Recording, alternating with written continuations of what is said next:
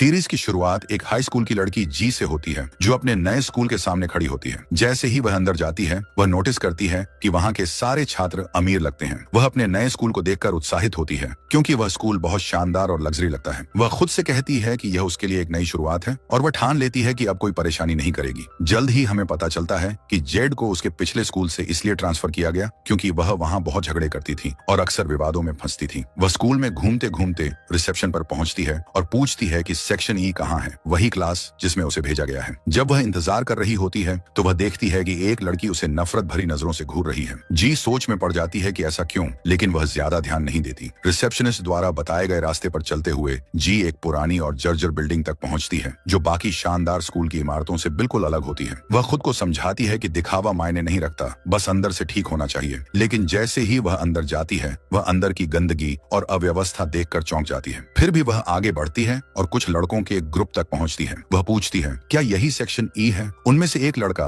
जिसका नाम कैफिर है कहता है कि वह गलत जगह पर है। जी कहती है कि रिसेप्शनिस्ट ने यहीं भेजा था, लेकिन कैफिर बदतमीजी से कहता है कि वह तुरंत यहाँ से चली जाए। उसकी रूखी बातों से परेशान होकर जी वहाँ से चली जाती है और सोचती है कि उसका मन कर रहा है कि जो लॉलीपॉप वो पकड़े हुए हैं उसे कैफिर के मुंह में ठूंस दे। लेकिन वह खुद को शांत करती है और एक दूसरी बिल्डिंग की ओर जाती है जो साफ सुथरी और अच्छी लगती है। वहाँ एक क्लासरूम में जाकर वह एक डेस्क पर बैठ जाती है। थोड़ी ही देर में एक लड़की आती है जिसका नाम रॉकी है और वह क्लास प्रेसिडेंट है। वह खुद का परिचय देती है और जी भी बताती है कि वह इस स्कूल में नई है। जब रॉकी जी के पेपर्स चेक करती है तो उसे पता चलता है कि जी इस क्लास की नहीं है बल्कि सेक्शन ई की किसी और क्लास की छात्रा है। वह जी को सही रास्ता बता देती है। उसी पल जी को समझ आता है कि कैफिर ने उसके साथ मजाक किया था। गुस्से में वह वापस सेक्शन ई की ओर जाती है। वहां पहुंचने पर उसे पता चलता है कि उस सेक्शन में सिर्फ एक ही क्लासरूम है और वह पूरी तरह लड़कों से भरी हुई है। फिर भी वह परेशान नहीं होती। वह टीचर और क्लास से अपना परिचय देती है। क्लास लीडर होने के नाते कैफिर को उसका स्वागत करना चाहिए था, लेकिन वह उसका मजाक उड़ाता है और बाकी छात्र भी हंसते हैं। जी चुप नहीं रहती, वह भी कैफिर का मजाक उड़ाती है। तभी से जी को क्लास के लड़कों की तरफ से तंग किया जाने लगता है। जब भी वह बैठने की कोशिश करती है वे उसे रोकते हैं। जब वह किसी तरह बैठ जाती है तो वे उस पर कागज की गेंदें फेंकते हैं और हंसते हैं। वह उन्हें चिल्लाकर रोकने को कहती है लेकिन कोई नहीं सुनता। जब क्लास खत्म होती है जी गुस्से में क्लासरूम से बाहर निकलती है और कैफेटेरिया की ओर जाती है। वहाँ उसे रॉकी मिलती है जो कुछ लड़कियों के साथ बैठी होती है। रॉकी उससे पूछती है कि सेक्शन ई में सब कैसे रहा, लेकिन जी सच्चाई छुपा लेती है और कहती है कि सबने उसका अच्छे से स्वागत किया। लड़कियां उसकी बात पर यकीन नहीं करती क्योंकि उन्हें पता है कि सेक्शन ई के सारे छात्र बदमाश हैं। तभी एक लड़का आयरिस बोल पड़ता है और कहता है कि जी के लिए सेक्शन ई एकदम परफेक्ट है। इससे साफ हो जाता है कि जेड और आयरिस एक दूसरे को पहले से जानते हैं, लेकिन जेड कुछ नहीं कहती और चुपचाप कैफेटेरिया से बाहर चली जाती है। वापस जाकर वह खाने के लिए एक साफ जगह ढूंढती है, लेकिन जैसे ही वह खाना निकालती है बाकी लड़के उसका खाना छीन लेते हैं। उनमें से एक लड़का फिलिक्स आता है और उसे माफी मांगता है। वह जी को समझाता है कि सेक्शन ई के किसी भी छात्र को कैफेटेरिया में जाने या वहां से खाना खरीदने की इजाजत नहीं है। जी यह सुनकर हैरान होती है, लेकिन वह फिर से बैग से खाना निकालती है। फिलिक्स तुरंत वह भी छीन लेता है और चेतावनी देता है कि आगे से ऐसा न करे। बाद में जब जी क्लास में होती है एक महिला टीचर आती है, लेकिन पढ़ाना शुरू नहीं करती क्योंकि क्लास बहुत गंदी होती है। वह कहती है कि अगर अगली बार भी क्लास ऐसी ही मिली तो वह साल भर उन्हें नहीं पढ़ाएंगी। फिर वह चली जाती है। जी ठान लेती है कि वह क्लास साफ करेगी और सबको सफाई के लिए प्रेरित करती है, लेकिन आश्चर्यजनक रूप से सारे लड़के बाहर निकल जाते हैं और जी को क्लास में बंद कर देते हैं। वह चिल्ला चिल्लाकर मदद मांगती है, लेकिन वे खिड़की से हंसते हैं और मजाक उड़ाते हैं। जी के पास कोई और चारा नहीं होता। वह अकेले ही क्लास की सफाई करती है, गुस्से और झुंझलाहट से भरी हुई। दिन के अंत में वह घर लौटती है। हमें पता चलता है कि वह अपने चाची के साथ रहती है। जब चाची उससे पहले दिन के बारे में पूछती हैं, जी सब कुछ छुपा लेती है और कहती है कि दिन बहुत अच्छा था। चाची उससे उसकी दी गई कसम याद दिलाती है और जी कहती है कि उसने नहीं भूला, वह किसी से कोई झगड़ा नहीं करेगी। अगले दिन स्कूल में कैफिर उसे एक कागज देता है जिसमें उन चीजों की लिस्ट होती है जो वह और बाकी लड़के खाना चाहते हैं। वह जी से कहता है कि वह उन्हें कैफेटेरिया से लाकर दे। जी साफ मना कर देती है और कहती है कि वह उनकी नौकरानी नहीं है। कैफिर कहता है कि उसे जी का इस क्लास में होना पसंद नहीं है और अगर वह यहाँ रहना चाहती है तो उसकी बात माननी होगी। जी गुस्से में कहती है कि वह उसकी कोई बात नहीं मानेगी। वह यहाँ तक कहती है कि उसे पहली बार देखकर ही उसका मन हुआ था कि उसे घूंसा मार दे। कैफिर को जी का यह रवैया बिल्कुल पसंद नहीं आता और वह झगड़ा शुरू करने ही वाला होता है कि तभी उनकी टीचर क्लास में आ जाती है और बीच में रोक देती है। लंच टाइम में एक लड़का यूरी आता है और सारे लड़के उसके पास भागते हैं क्योंकि उसने उनके लिए बहुत सारा खाना लाया होता है। लेकिन जैसे ही यूरी जी को देखता है वह गुस्से से भर जाता है। फिलिक्स उसे बताता है कि जी उनकी नई क्लासमेट है। यूरी जी को गुस्से से घूरता है और बिना कुछ कहे वहां से चला जाता है। जी उसकी प्रतिक्रिया से हैरान होती है और फिलिक्स से उसके बारे में पूछती है। वह बताता है कि यूरी छुट्टियों में जापान में अपने परिवार से मिलने गया था और अभी अभी वापस आया है। वह यह भी बताता है कि यूरी और कैफिर बहुत अच्छे दोस्त हैं। उधर यूरी कैफिर से जेड के बारे में बात करता है और साफ कहता है कि उसे अपनी क्लास में लड़की का होना पसंद नहीं है। कैफिर उसे बताता है कि उसने जेड को डराने की कोशिश की थी, लेकिन वह डरी नहीं और डटकर खड़ी रही। फिर यूरी सुझाव देता है कि वो लोग जी को तब तक परेशान करें जब तक वो तंग आकर खुद ही स्कूल छोड़ न दे। कैफिर इस बात से सहमत होता है। अगली सुबह जी नाश्ता करके स्कूल के लिए निकलती है। रास्ते में उसकी मुलाकात उसके बड़े कजिन एंजेलो से होती है। वो उससे पूछता है कि स्कूल में सब कुछ कैसा चल रहा है। जी उसे भरोसा दिलाती है कि सब कुछ ठीक है। फिर वो पूछती है कि क्या उसे सेक्शन ए के बारे में कुछ पता है, क्योंकि वो भी कभी इसी स्कूल का छात्र था। एंजेलो बताता है कि सेक्शन ए को खास तौर पर बदमाश छात्रों के लिए बनाया गया है और एक बार अगर कोई वहां ट्रांसफर हो जाए तो वो ग्रेजुएशन तक वहीं रहता है। लेकिन वो यह भी बताता है कि अगर कोई लड़की अच्छे व्यवहार, बिना झगड़े और अच्छे ग्रेड्स से पढ़ाई करे तो वो सेक्शन ए से बाहर ट्रांसफर हो सकती है। ये सुनने के बाद जी स्कूल की ओर आगे बढ़ती है। रास्ते में वह एक लड़के को 4 लड़कों से लड़ते हुए देखती है और वो अकेले ही सबको हरा देता है। जैसे ही वह जेड को देखता है, वह खुद को उसका क्लासमेट बताता है और पूछता है क्या वो साथ में स्कूल चल सकती है। जी मान जाती है। रास्ते में उसे पता चलता है कि उस लड़के का नाम साई है। जी उससे पूछती है कि सेक्शन ए के छात्रों को कैफेटेरिया में जाने की इजाजत क्यों नहीं है। साई कहता है कि वह बताएगा, लेकिन एक शर्त पर उसे खाने के लिए कुछ दिलवाना होगा। जी मान जाती है। फिर साई बताता है कि पहले सेक्शन ए में एक लड़की थी जिसका नाम एला था और वो कैफिर से बहुत प्यार करती थी, लेकिन उसके स्कूल प्रशासन से अच्छे संबंध थे तो उसे किसी और सेक्शन में ट्रांसफर कर दिया गया। ट्रांसफर के बाद एला का रवैया कैफिर के लिए अचानक बदल गया। एक दिन कैफिर ने उसे कैफेटेरिया में किसी और लड़के को चूमते हुए देख लिया। गुस्से में आकर कैफिर ने उस लड़के से लड़ाई कर ली और पूरी कैफेटेरिया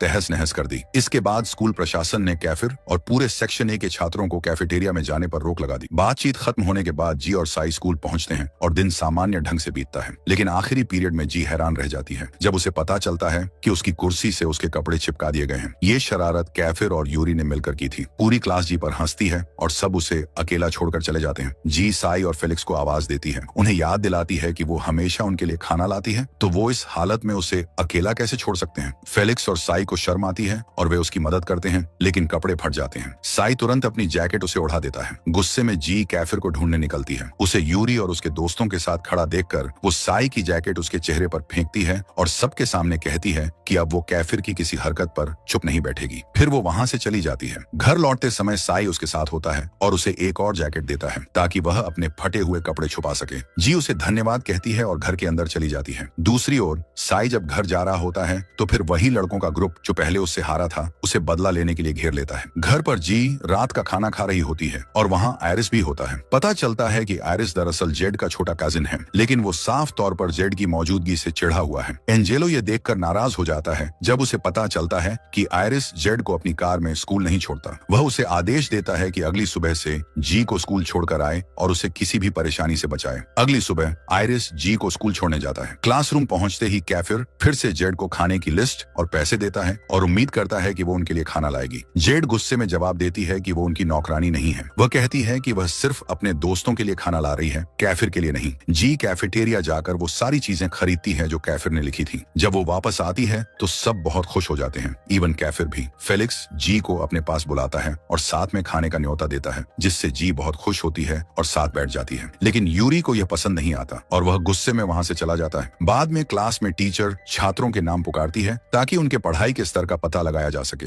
लेकिन लड़कों में से कोई भी जवाब नहीं देता। फिर वह जेड का पूरा नाम पुकारती है और पता चलता है कि उसका सरनेम भी वही है जो आयरिस का है। कैफिर तुरंत जेड से पूछता है कि क्या उसका आयरिस से कोई रिश्ता है। जेड बिना झिझक जवाब देती है कि वो उसका कजिन है। तभी जी महसूस करती है कि क्लास का माहौल अचानक बदल गया है, सब गुस्से में लग रहे हैं। जी को लगता है कि शायद आयरिस और उसके क्लासमेट्स के बीच कोई पुरानी दुश्मनी है, लेकिन उसे कुछ पता नहीं है। क्लास खत्म होने के बाद जी अपने किसी भी क्लासमेट से बात करने की कोशिश करती है, लेकिन सब उससे दूरी बना लेते हैं। इस बीच कैफिर और यूरी अपने दोस्तों के साथ जी की जानकारी इंटरनेट पर खोजने लगते हैं। उन्हें उसका पुराना स्कूल पता चलता है और ये भी कि वह वहाँ एक जबरदस्त बदमाश थी। उन्होंने ये भी पता लगाया कि उसने एक बार एक लड़के को पेंसिल से घायल कर दिया था और कई छात्रों को बुरी तरह चोट पहुंचाई थी। तभी एक छात्र अंदर आता है और बताता है कि उसे जेड के परिवार के बारे में कुछ जानकारी है। वह बताता है कि जेड का पिता बहुत समय से लापता है और किसी को नहीं पता कि वो कहाँ है। उसकी माँ ने उसे बचपन में छोड़ दिया था, फिर किसी और आदमी से शादी कर ली और एक नई जिंदगी शुरू कर दी। जी अपनी दादी के साथ रहती थी, लेकिन जब उसने स्कूल बदला तो वह अपने अंकल के घर रहने आ गई। यूरी और कैफिर को शक होता है कि शायद आयरिस ने जानबूझकर जी को उनके सेक्शन में भेजा भेजा है ताकि वह उनकी जासूसी कर सके। जब क्लास की सफाई का समय आता है तो हमेशा की तरह सारे लड़के जी को अकेला छोड़कर चले जाते हैं। कैफिर उसे परेशान करने के लिए कूड़ेदान उलट देता है और कचरा बिखेर देता है। गुस्से में जी भी जवाब देती है।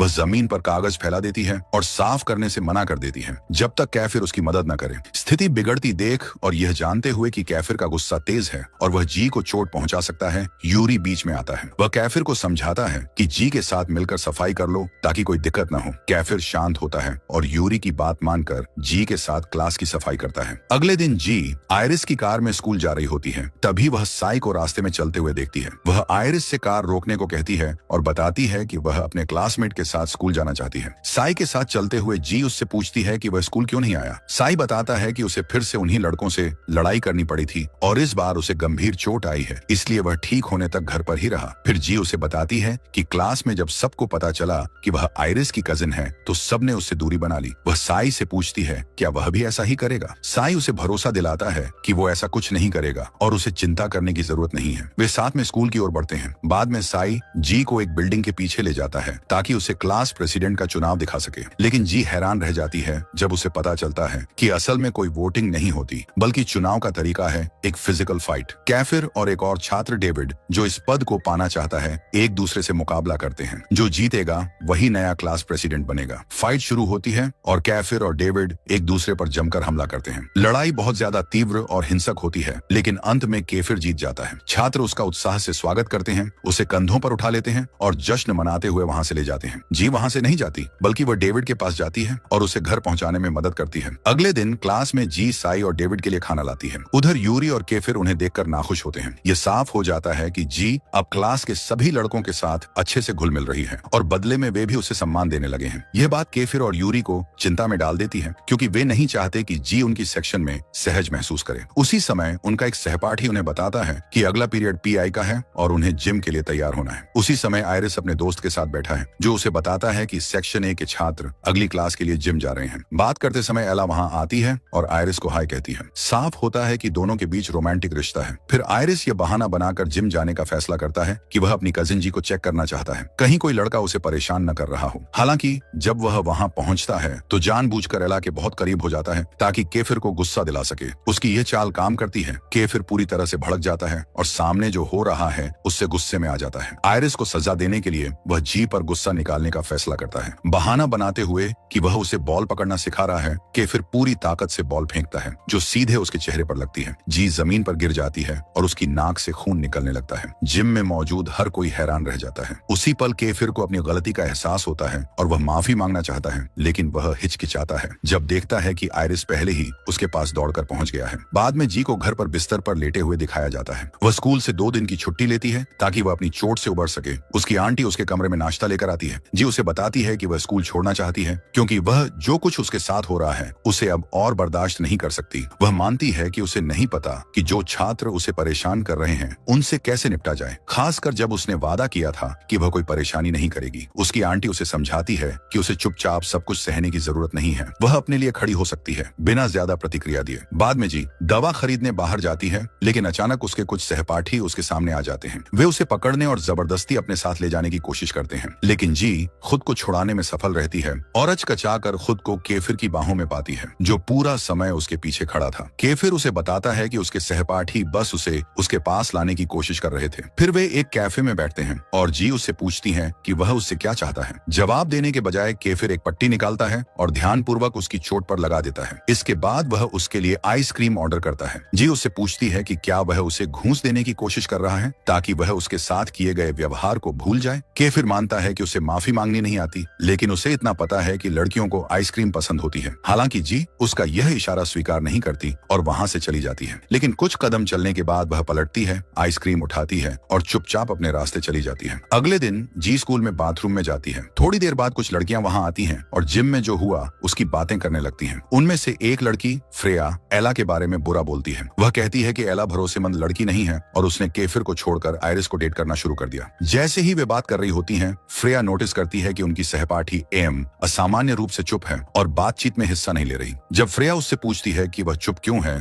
तो एम कहती है कि उसे लगता है एला उतनी बुरी नहीं है जितना फ्रेया कह रही है। फ्रेया को एम की बात पसंद नहीं आती, लेकिन वह जल्दी ही विषय बदलकर जी की तरफ मोड़ देती है। वह सवाल उठाती है कि लड़के जी पर ध्यान क्यों दे रहे रहे हैं। उसे कोई वजह नजर नहीं आती, खासकर जब जी सुंदर भी नहीं है। जी, जो यह सारी बातें सुन रही होती है, फ्रेया की बातों से गुस्से में आ जाती है। वह बाथरूम से बाहर निकलती है, फ्रेया के सामने खड़ी होती है और बिना कुछ कहे उसके ऊपर पानी फेंक देती है। इसके बाद जी दौड़ती हुई सेक्शन ए की तरफ जाती है। फ्रेया और उसकी सहेलियां उसके पीछे दौड़ती हैं और सेक्शन ए के सामने उसे पकड़ लेती हैं। उसी समय सेक्शन ए के सभी लड़के बाहर आकर देखते हैं कि क्या हो रहा है। इसके साथ ही फ्रेया के दोस्त लड़के एला और आयरिस भी दूर खड़े होकर पूरा सीन देख रहे होते हैं। फ्रेया, जो अब भी अपमानित महसूस कर रही है, ऐलान करती है कि जी ने उसके ऊपर पानी फेंकने की हिम्मत की और उसे इसकी सजा मिलनी चाहिए। लेकिन तभी आयरिस बीच में आ जाता है और बताता है कि जी उसकी कजिन है। जी को लगता है कि आयरिस अब उसका बचाव करेगा, इसलिए वह गर्व से फ्रेया के सामने खड़ी हो जाती है। लेकिन उसे तब झटका लगता है जब आयरिस आगे कहता है कि अगर जी गलत थी तो वह उसका बचाव नहीं करेगा। अब फ्रेया, जो फिर से आत्मविश्वास में है, जी को स्कूल की स्टूडेंट हायरार्की समझाती है। वह बताती है कि स्कूल को 5 श्रेणियों में बांटा गया है। कैटेगरी ए, जिसमें फ्रेया,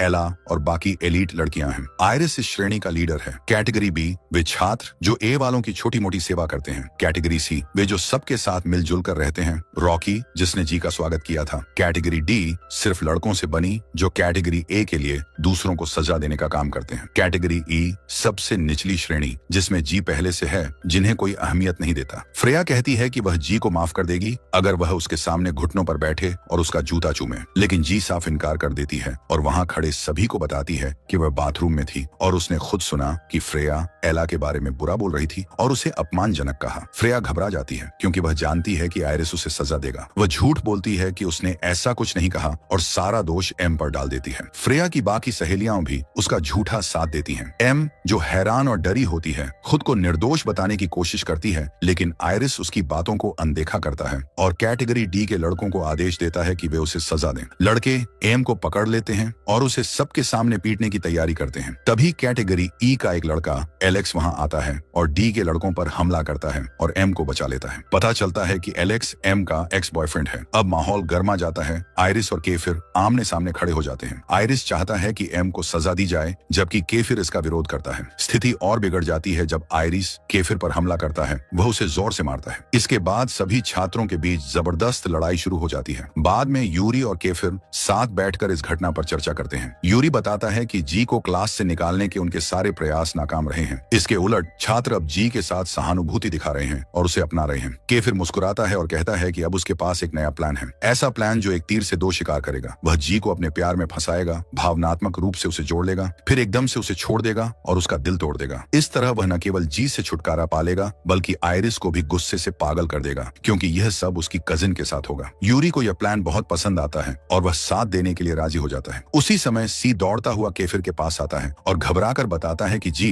कैटेगरी डी के लड़कों से जिम में लड़ रही है। केफिर फौरन वहां भागता है और समय पर पहुंचता है। वह देखता है कि जी जमीन पर गिरी हुई है और एक लड़का उस पर हमला करने ही वाला है। बिना समय गंवाए केफिर उस लड़के को पकड़ता है और उसकी जमकर पिटाई करता है। फिर कैफिर और जी 3 बचे हुए लड़कों के सामने कंधे से कंधा मिलाकर खड़े हो जाते हैं। वे एक जबरदस्त लड़ाई में उलझते हैं, लेकिन आखिरकार अपने विरोधियों को हरा देते हैं। लड़ाई के बाद दोनों जी और कैफिर थकान से जमीन पर गिर पड़ते हैं। जी कैफिर को बचाने के लिए धन्यवाद देती है। उसी समय सी और यूरी जिम में प्रवेश करते हैं। यूरी जी के पास आता है और उसे उठाकर मेडिकल रूम ले जाने के लिए तैयार होता है, लेकिन इससे पहले वह उसे चेतावनी देता है कि स्कूल प्रशासन इस लड़ाई की जांच करने वाला है। फिर वह जी से निवेदन करता है कि वह जांच में कैफिर का नाम न ले, क्योंकि अगर कैफिर फिर से किसी बड़ी समस्या में फंस गया तो उसे स्कूल से स्थायी रूप से निकाल दिया जाएगा। जी सहमत हो जाती है और वादा करती है कि वह कैफिर का नाम नहीं लेगी। अगले दिन मूसलाधार बारिश होती है, जिससे स्कूल प्रशासन छात्रों को जल्दी छुट्टी दे देता है। जी आयरिस को फोन करके कहती है कि वह उसे लेने आए, लेकिन जब वह स्कूल बिल्डिंग से बाहर आकर बारिश में खड़ी होकर उसका इंतजार करती है तो वह आता ही नहीं। उसी समय यूरी उसे देखता है और उसे घर छोड़ने का ऑफर देता है। जी के पास कोई और विकल्प नहीं होता तो वह यूरी की गाड़ी में बैठ जाती है। रास्ते में यूरी देखता है कि जी बहुत ठंडी हो रही है, इसलिए वह उसे अपनी जैकेट देता है। थोड़ी देर बाद जी को आश्चर्य होता है जब यूरी उसे उसके घर के बजाय अपने घर ले जा रहा होता है। वो बताता है कि उसके घर जाने वाले सारे रास्ते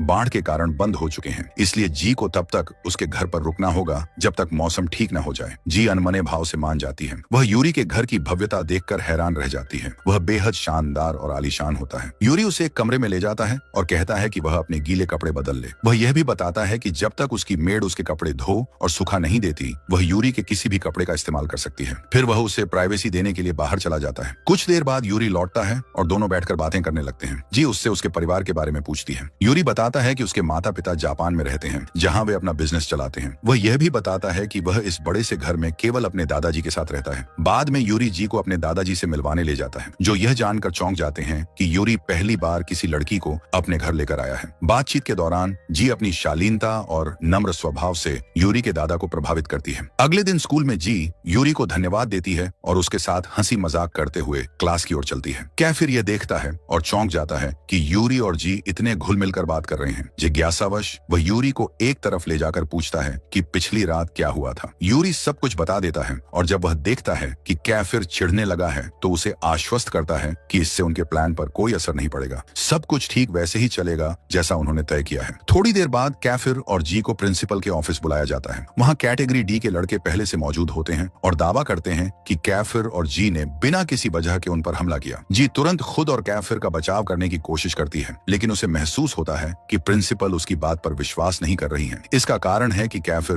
पहले भी कई बार स्कूल में समस्याएं खड़ी कर चुका है। जी तब यूरी की वह बात याद करती है कि अगर कैफिर एक और बड़ी समस्या में फंसा तो उसे स्कूल से निकाल दिया जाएगा। कैफिर को बचाने के लिए जी आगे बढ़कर प्रिंसिपल से कहती है कि सारा दोष उसी का है। प्रिंसिपल यह महसूस कर लेती है कि जी कैफिर को बचाने की कोशिश कर रही है और उसे चेतावनी देती है कि अगर वह झूठ बोल रही है तो उसे भी स्कूल से निकाला जा सकता है। फिर भी जी डटी रहती है और कहती है कि कैफिर का इसमें कोई हाथ नहीं था। प्रिंसिपल कहती है कि अब वह जी के गार्जियन को बुलाएंगी। ऑफिस से बाहर आने के बाद कैफिर जी का धन्यवाद करता है। कुछ समय बाद एंजेलो आता है और जी को एक तरफ ले जाकर डांटता है कि वह बार बार मुसीबतों में क्यों पड़ रही है। वह उसे उसकी उस कसम की याद दिलाता है कि उसने वादा किया था कि वह स्कूल में कोई परेशानी नहीं खड़ी करेगी। जी माफी मांगती है और कहती है कि वह अब और कोई परेशानी नहीं खड़ी करेगी। उस रात कैफिर यूरी के घर पर होता है, उनके अन्य मेल क्लासमेट्स के साथ। वहाँ कैफिर अपने प्लान के बारे में बताता है कि वह जी को अपने प्यार में फंसाएगा और फिर उसका दिल तोड़कर उसे क्लास छोड़ने पर मजबूर कर देगा। यूरी को यह योजना बिल्कुल पसंद नहीं आती, लेकिन वह कुछ नहीं कहता। अगले दिन स्कूल में जी को कूड़ेदान के पीछे से कोई आवाज सुनाई देती है। जब वह पास जाकर देखती है तो एम को छिपा हुआ पाती है। एम डरी हुई होती है क्योंकि आयरिस ने कैटेगरी डी के लड़कों को उसे पकड़ने और सजा देने का आदेश दिया है, यह मानते हुए कि उसने एला के बारे में बुरा बोला था। जी को उस पर दया आती है और पूछती है कि क्या किसी क्लासमेट ने उसकी मदद की। एम कहती है कि केवल एला ही उसकी मदद कर सकती थी, लेकिन वह आज स्कूल नहीं आई है। जी उसे बाथरूम ले जाकर साफ सुथरा करती है और फिर उसे सेक्शन ए में ले जाने का फैसला करती है ताकि उसे बचाया जा सके। हालांकि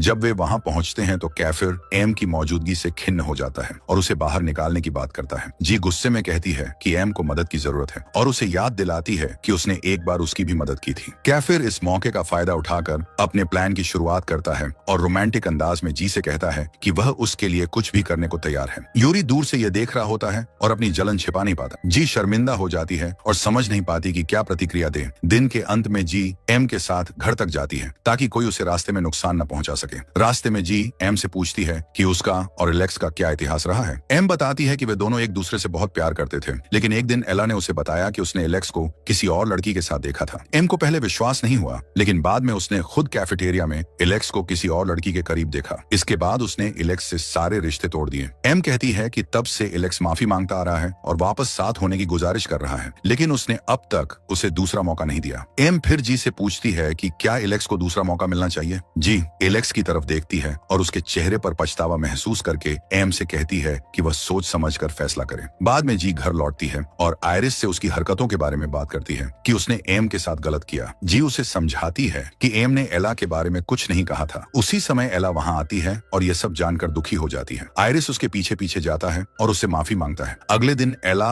जी के पास आती है और उसे एम के पक्ष में बोलने के लिए धन्यवाद देती है। वह बताती है कि उसने आयरिस से बात की है और उसे एम को अकेला छोड़ने का वादा कराया है। हालांकि एला जी से यह भी अनुरोध करती है कि वह एलेक्स को एम से दूर रखे क्योंकि उसे डर है कि वह उसे फिर से चोट पहुंचा सकता है। जी मना कर देती है और कहती है कि वह एम और एलेक्स के रिश्ते में दखल नहीं दे सकती, ये फैसला उनका निजी है। कुछ समय बाद सेक्शन ए में एक लड़का एम को फूल देता है और सबके सामने अपने प्यार का इजहार करता है। वह बताता है कि वह उसे बहुत पहले से पसंद करता है, लेकिन कभी हिम्मत नहीं जुटा पाया। जी एम से कहती है कि जवाब देने से पहले सोच समझ ले, लेकिन तभी एला बीच में आकर कहती है कि जी को इसमें दखल नहीं देना चाहिए। उसी समय एलेक्स सामने आता है और सबके सामने कहता है कि उसे अपनी गलती का पछतावा है और वह एम से अकेले में बात करना चाहता है। इसी बीच कैफिर और यूरी दोनों जी को ध्यान से देख रहे होते हैं क्योंकि वह इस रोमांटिक सीन से बहुत भावुक हो जाती है। एम एलेक्स से कहती है कि वह उसे एक और मौका देने को तैयार है। सेक्शन ए के छात्र खुशी से जश्न मनाने लगते हैं। बाद में जी और कैफिर मिलकर दूर से एम और एलेक्स को साथ देखते हैं, जहां एलेक्स खुशी से चिल्लाता है क्योंकि एम ने वादा किया है कि वह उसके साथ फिर से रिश्ता जोड़ने के बारे में सोचेगी।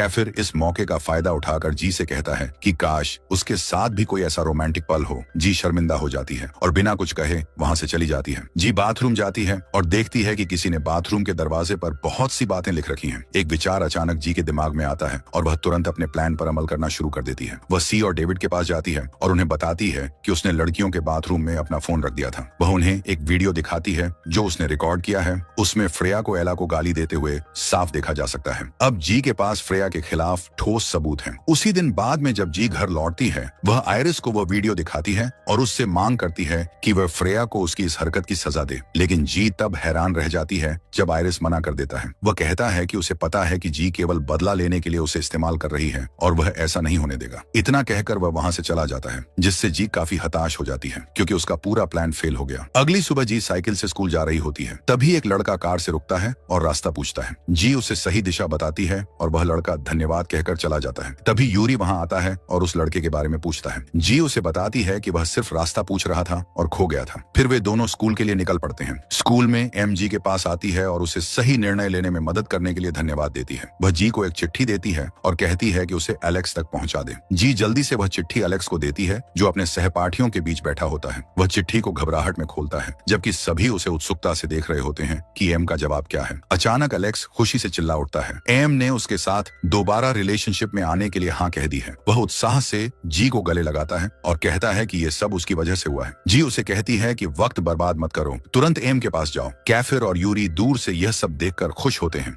क्लास के दौरान सेक्शन ए और सेक्शन ई के छात्र एक साथ जिम में ट्रेनिंग कर रहे होते हैं। जी अपने सभी सहपाठियों से सबसे तेज दौड़ती है, लेकिन तभी कैफिर उसे गिरा देता है ताकि वह खुद जीत सके। जी भी पलटकर वही करता है, कैफिर को उसी तरह गिरा देती है। सभी चौंक जाते हैं क्योंकि सभी जानते हैं कि कैफिर का गुस्सा बहुत तेज है और वह जी को नुकसान पहुंचा सकता है। लेकिन जो अगला होता है वह सभी को चौंका देता है। कैफिर गुस्सा होने के बजाय मजाकिया अंदाज में जी का पीछा करता है। कहता है कि वह उसे उसकी इस हरकत की सजा देगा। जी पूरी ताकत से है, लेकिन कैफिर उसे पकड़ लेता है और जैसे ही वह खुद को छुड़ाने की कोशिश करती है, वह गलती से उसे किस कर देता है। सभी उस पल स्तब्ध रह जाते हैं। तभी आयरिस बीच में आता है और कहता है कि वह जी को कैफिर से बचा रहा है, लेकिन कैफिर कहता है कि यह सिर्फ मजाक था और जी को कोई एतराज नहीं है। फिर आयरिस जी की कलाई पकड़कर उसे खींचने लगता है। कैफिर उसकी दूसरी कलाई पकड़ लेता है और दोनों उसे अपनी ओर खींचने लगते हैं। आखिरकार कैफिर जी को जोर से अपनी ओर खींच लेता है और सबके सामने दोबारा उसे किस कर देता है। बाद में कैफिर अपने सहपाठियों के साथ क्लास में बैठा होता है। उसके चेहरे पर आइस पैक होता है। पता चलता है कि जे ने उसे उसके किस के बाद मुक्का मारा था। अगले दिन स्कूल में जे एक कपल को साथ खड़े होकर करीब आते हुए देखती है। तभी वह अपनी सोच में खो जाती है। उसे कल कैफिर के साथ हुआ किस याद आ जाता है। वह समझ नहीं पा रही होती कि कहीं कैफिर सच में उससे कुछ फीलिंग्स रखने तो नहीं लगा। वह खुद को होश में लाने के लिए हल्के हल्के अपने सिर पर थपकी देती है। सी उसे देख लेता है और पूछता है कि वह ठीक है या नहीं। जी कहती है कि वह ठीक है, लेकिन बात करते करते अचानक उसे कमजोरी महसूस होती है तो वह वॉशरूम चली जाती है अपना चेहरा धोने के लिए। बाथरूम में रॉकी आती है और तुरंत नोटिस करती है कि जी बीमार लग रही है। वह पूछती है क्या जी ने मेडिकल रूम जाकर दवा ली या नहीं। जी कहती है कि उसे किसी दवा की जरूरत नहीं है और वह ठीक हो जाएगी। वह यह भी बताती है कि आज उसका एक जरूरी एग्जाम है, इसलिए वह इन्फर्मरी नहीं जा सकती। रॉकी फिर कहती है कि वह काफी समय से उससे बात करना चाहती थी, खासकर फ्रेया के साथ हुई लड़ाई के बाद। जी कहती है कि वह अभी भी उस घटना को लेकर परेशान है। रॉकी उसे चेतावनी देती है कि फ्रेया उसे इतनी आसानी से नहीं छोड़ेगी, वह किसी भी तरह से बदला लेने की कोशिश करेगी। वह बताती है कि फ्रेया ने उसके साथ भी ऐसा ही किया था। उसने सी के खिलाफ इतना कुछ किया कि उसे सेक्शन ई में ट्रांसफर करना पड़ा। वह यह भी बताती है कि आयरिस जानता था कि फ्रेया गलत थी, लेकिन वह उसे सजा नहीं दे सकता था क्योंकि वह गुपचुप रूप से फ्रेया के साथ रिलेशनशिप में था, एला के पीछे। जी ये सुनकर चौंक जाती है। रॉकी कंफर्म करती है कि उसने एक पार्टी में उन्हें करीब देखा था। वह बताती है कि फ्रेया हमेशा आयरिस को ब्लैकमेल करती है। कहती है कि अगर वह उसके खिलाफ गया तो वह उसकी सच्चाई एला को बता देगी। इसी वजह से फ्रेया स्कूल में कुछ भी करती है और उसे कोई सजा नहीं मिलती। जी फिर रॉकी से उसके और सी के रिश्ते के बारे में पूछती है। रॉकी बताती है कि वो और सी एक दूसरे से प्यार करते थे, लेकिन जब फ्रेया को पता चला तो वह जलन करने लगी क्योंकि वह भी सी को पसंद करती थी। उस दिन से उसने रॉकी को परेशान करना शुरू कर दिया। जब सी रॉकी का बचाव करने आता है तो फ्रेया उस पर चोरी का इल्जाम लगा देती है, जिससे उसकी इज्जत खराब हो जाती है और स्कूल प्रशासन उसे सेक्शन ई में ट्रांसफर कर देता है। जी ये सब जानकर बहुत परेशान हो जाती है और अपनी क्लासरूम में लौट जाती है। इस बीच उसकी तबीयत और भी बिगड़ जाती है और वह इतनी कमजोर हो जाती है कि अपना सिर भी उठाकर नहीं रख पाती। वह यूरी और कैफिर के बीच बैठती है, जागते रहने के लिए संघर्ष करती हुई। तभी टीचर आते हैं और एग्जाम पेपर्स बांटते हैं। जी पूरी तरह से थकी हुई होती है और फोकस नहीं कर पाती। आखिरकार वह अपनी डेस्क पर ही सो जाती है। कुछ समय बाद उसके क्लासमेट्स उसे उठाते हैं। जैसे ही वह आंखें खोलती है, वह घबरा जाती है क्योंकि उसे एहसास होता है कि वह पूरी परीक्षा सोते हुए निकाल गई और एक भी सवाल का जवाब नहीं दे पाई। उसे डर लगने लगता है कि वह फेल हो जाएगी और अपने परिवार के सामने शर्मिंदा होगी। अगले दिन जी क्लास बुलेटिन बोर्ड के सामने खड़ी होती है, जहां परीक्षा के रिजल्ट लगे होते हैं। वह पूरी तरह से हैरान रह जाती है जब देखती है कि उसने बहुत अच्छा स्कोर किया है। उसे यकीन नहीं होता और लगता है कि वह अब भी अपनी बीमारी की वजह से कुछ देख रही है जो असल नहीं है। वह कैफिर की तरफ देखती है और उसे मुस्कुराते हुए पाती है। तभी उसे एहसास होता है कि कैफिर ने परीक्षा के दौरान उसकी हालत देखकर चुपके से उसकी कॉपी भर दी थी। जी और भी ज्यादा हैरान रह जाती है जब वह रिजल्ट्स में देखती है कि कैफिर और यूरी दोनों ने बहुत अच्छे अंक हासिल किए हैं। वह सोचती है कि इतने होशियार स्टूडेंट्स अभी तक सेक्शन ई में क्यों हैं। अगले दिन जी क्लासरूम में आती है और सी को अकेला बैठा देखती है। सी कहता है कि उसे भूख लगी है और खाना चाहिए। वह अपने लॉकर से आटा और एक अंडा निकालता है और जी से कहता है कि वह उसके लिए पैनकेक बना दे। जी कहती है कि उसे किचन के सामान की जरूरत होगी, लेकिन सी चौंकाते हुए बताता है कि क्लासरूम में ही कुछ बर्तन रखे हुए हैं। जी उन्हें निकालती है और पैनकेक बनाना शुरू करती है। क्लासमेट्स उसके आसपास जमा हो जाते हैं, उत्साहित और खुश होकर। यूरी और कैफिर भी आ जाते हैं और जी को पकाते हुए देखकर हैरान रह जाते हैं। कैफिर कहता है कि जो भी उसका बॉयफ्रेंड बनेगा वह बहुत लकी होगा और खुद कहता है कि वह चाहता है कि वह लड़का वही हो। जी उसकी बातों से खुश हो जाती है और पल में इतनी खो जाती है कि पैनकेक जल जाता है। वह चिल्लाकर कैफिर को डांटती है कि उसी की वजह से उसका ध्यान भटका। कैफिर क्लासरूम से चला जाता है और यूरी जी की मदद करने आता है। ब्रेक के दौरान सी अकेला बैठा होता है। उसकी गोद में एक हैंडबैग होता है। जी पूछती है कि यह बैग किसका है। सी बताता है कि यह मेल्डा नाम की एक लड़की का है जो उसे बाथरूम जाते समय सौंप कर गई थी। लेकिन जब मेल्डा वापस आती है तो वह गुस्से में सी पर चिल्लाती है कि उसने उसका बैग क्यों पकड़ा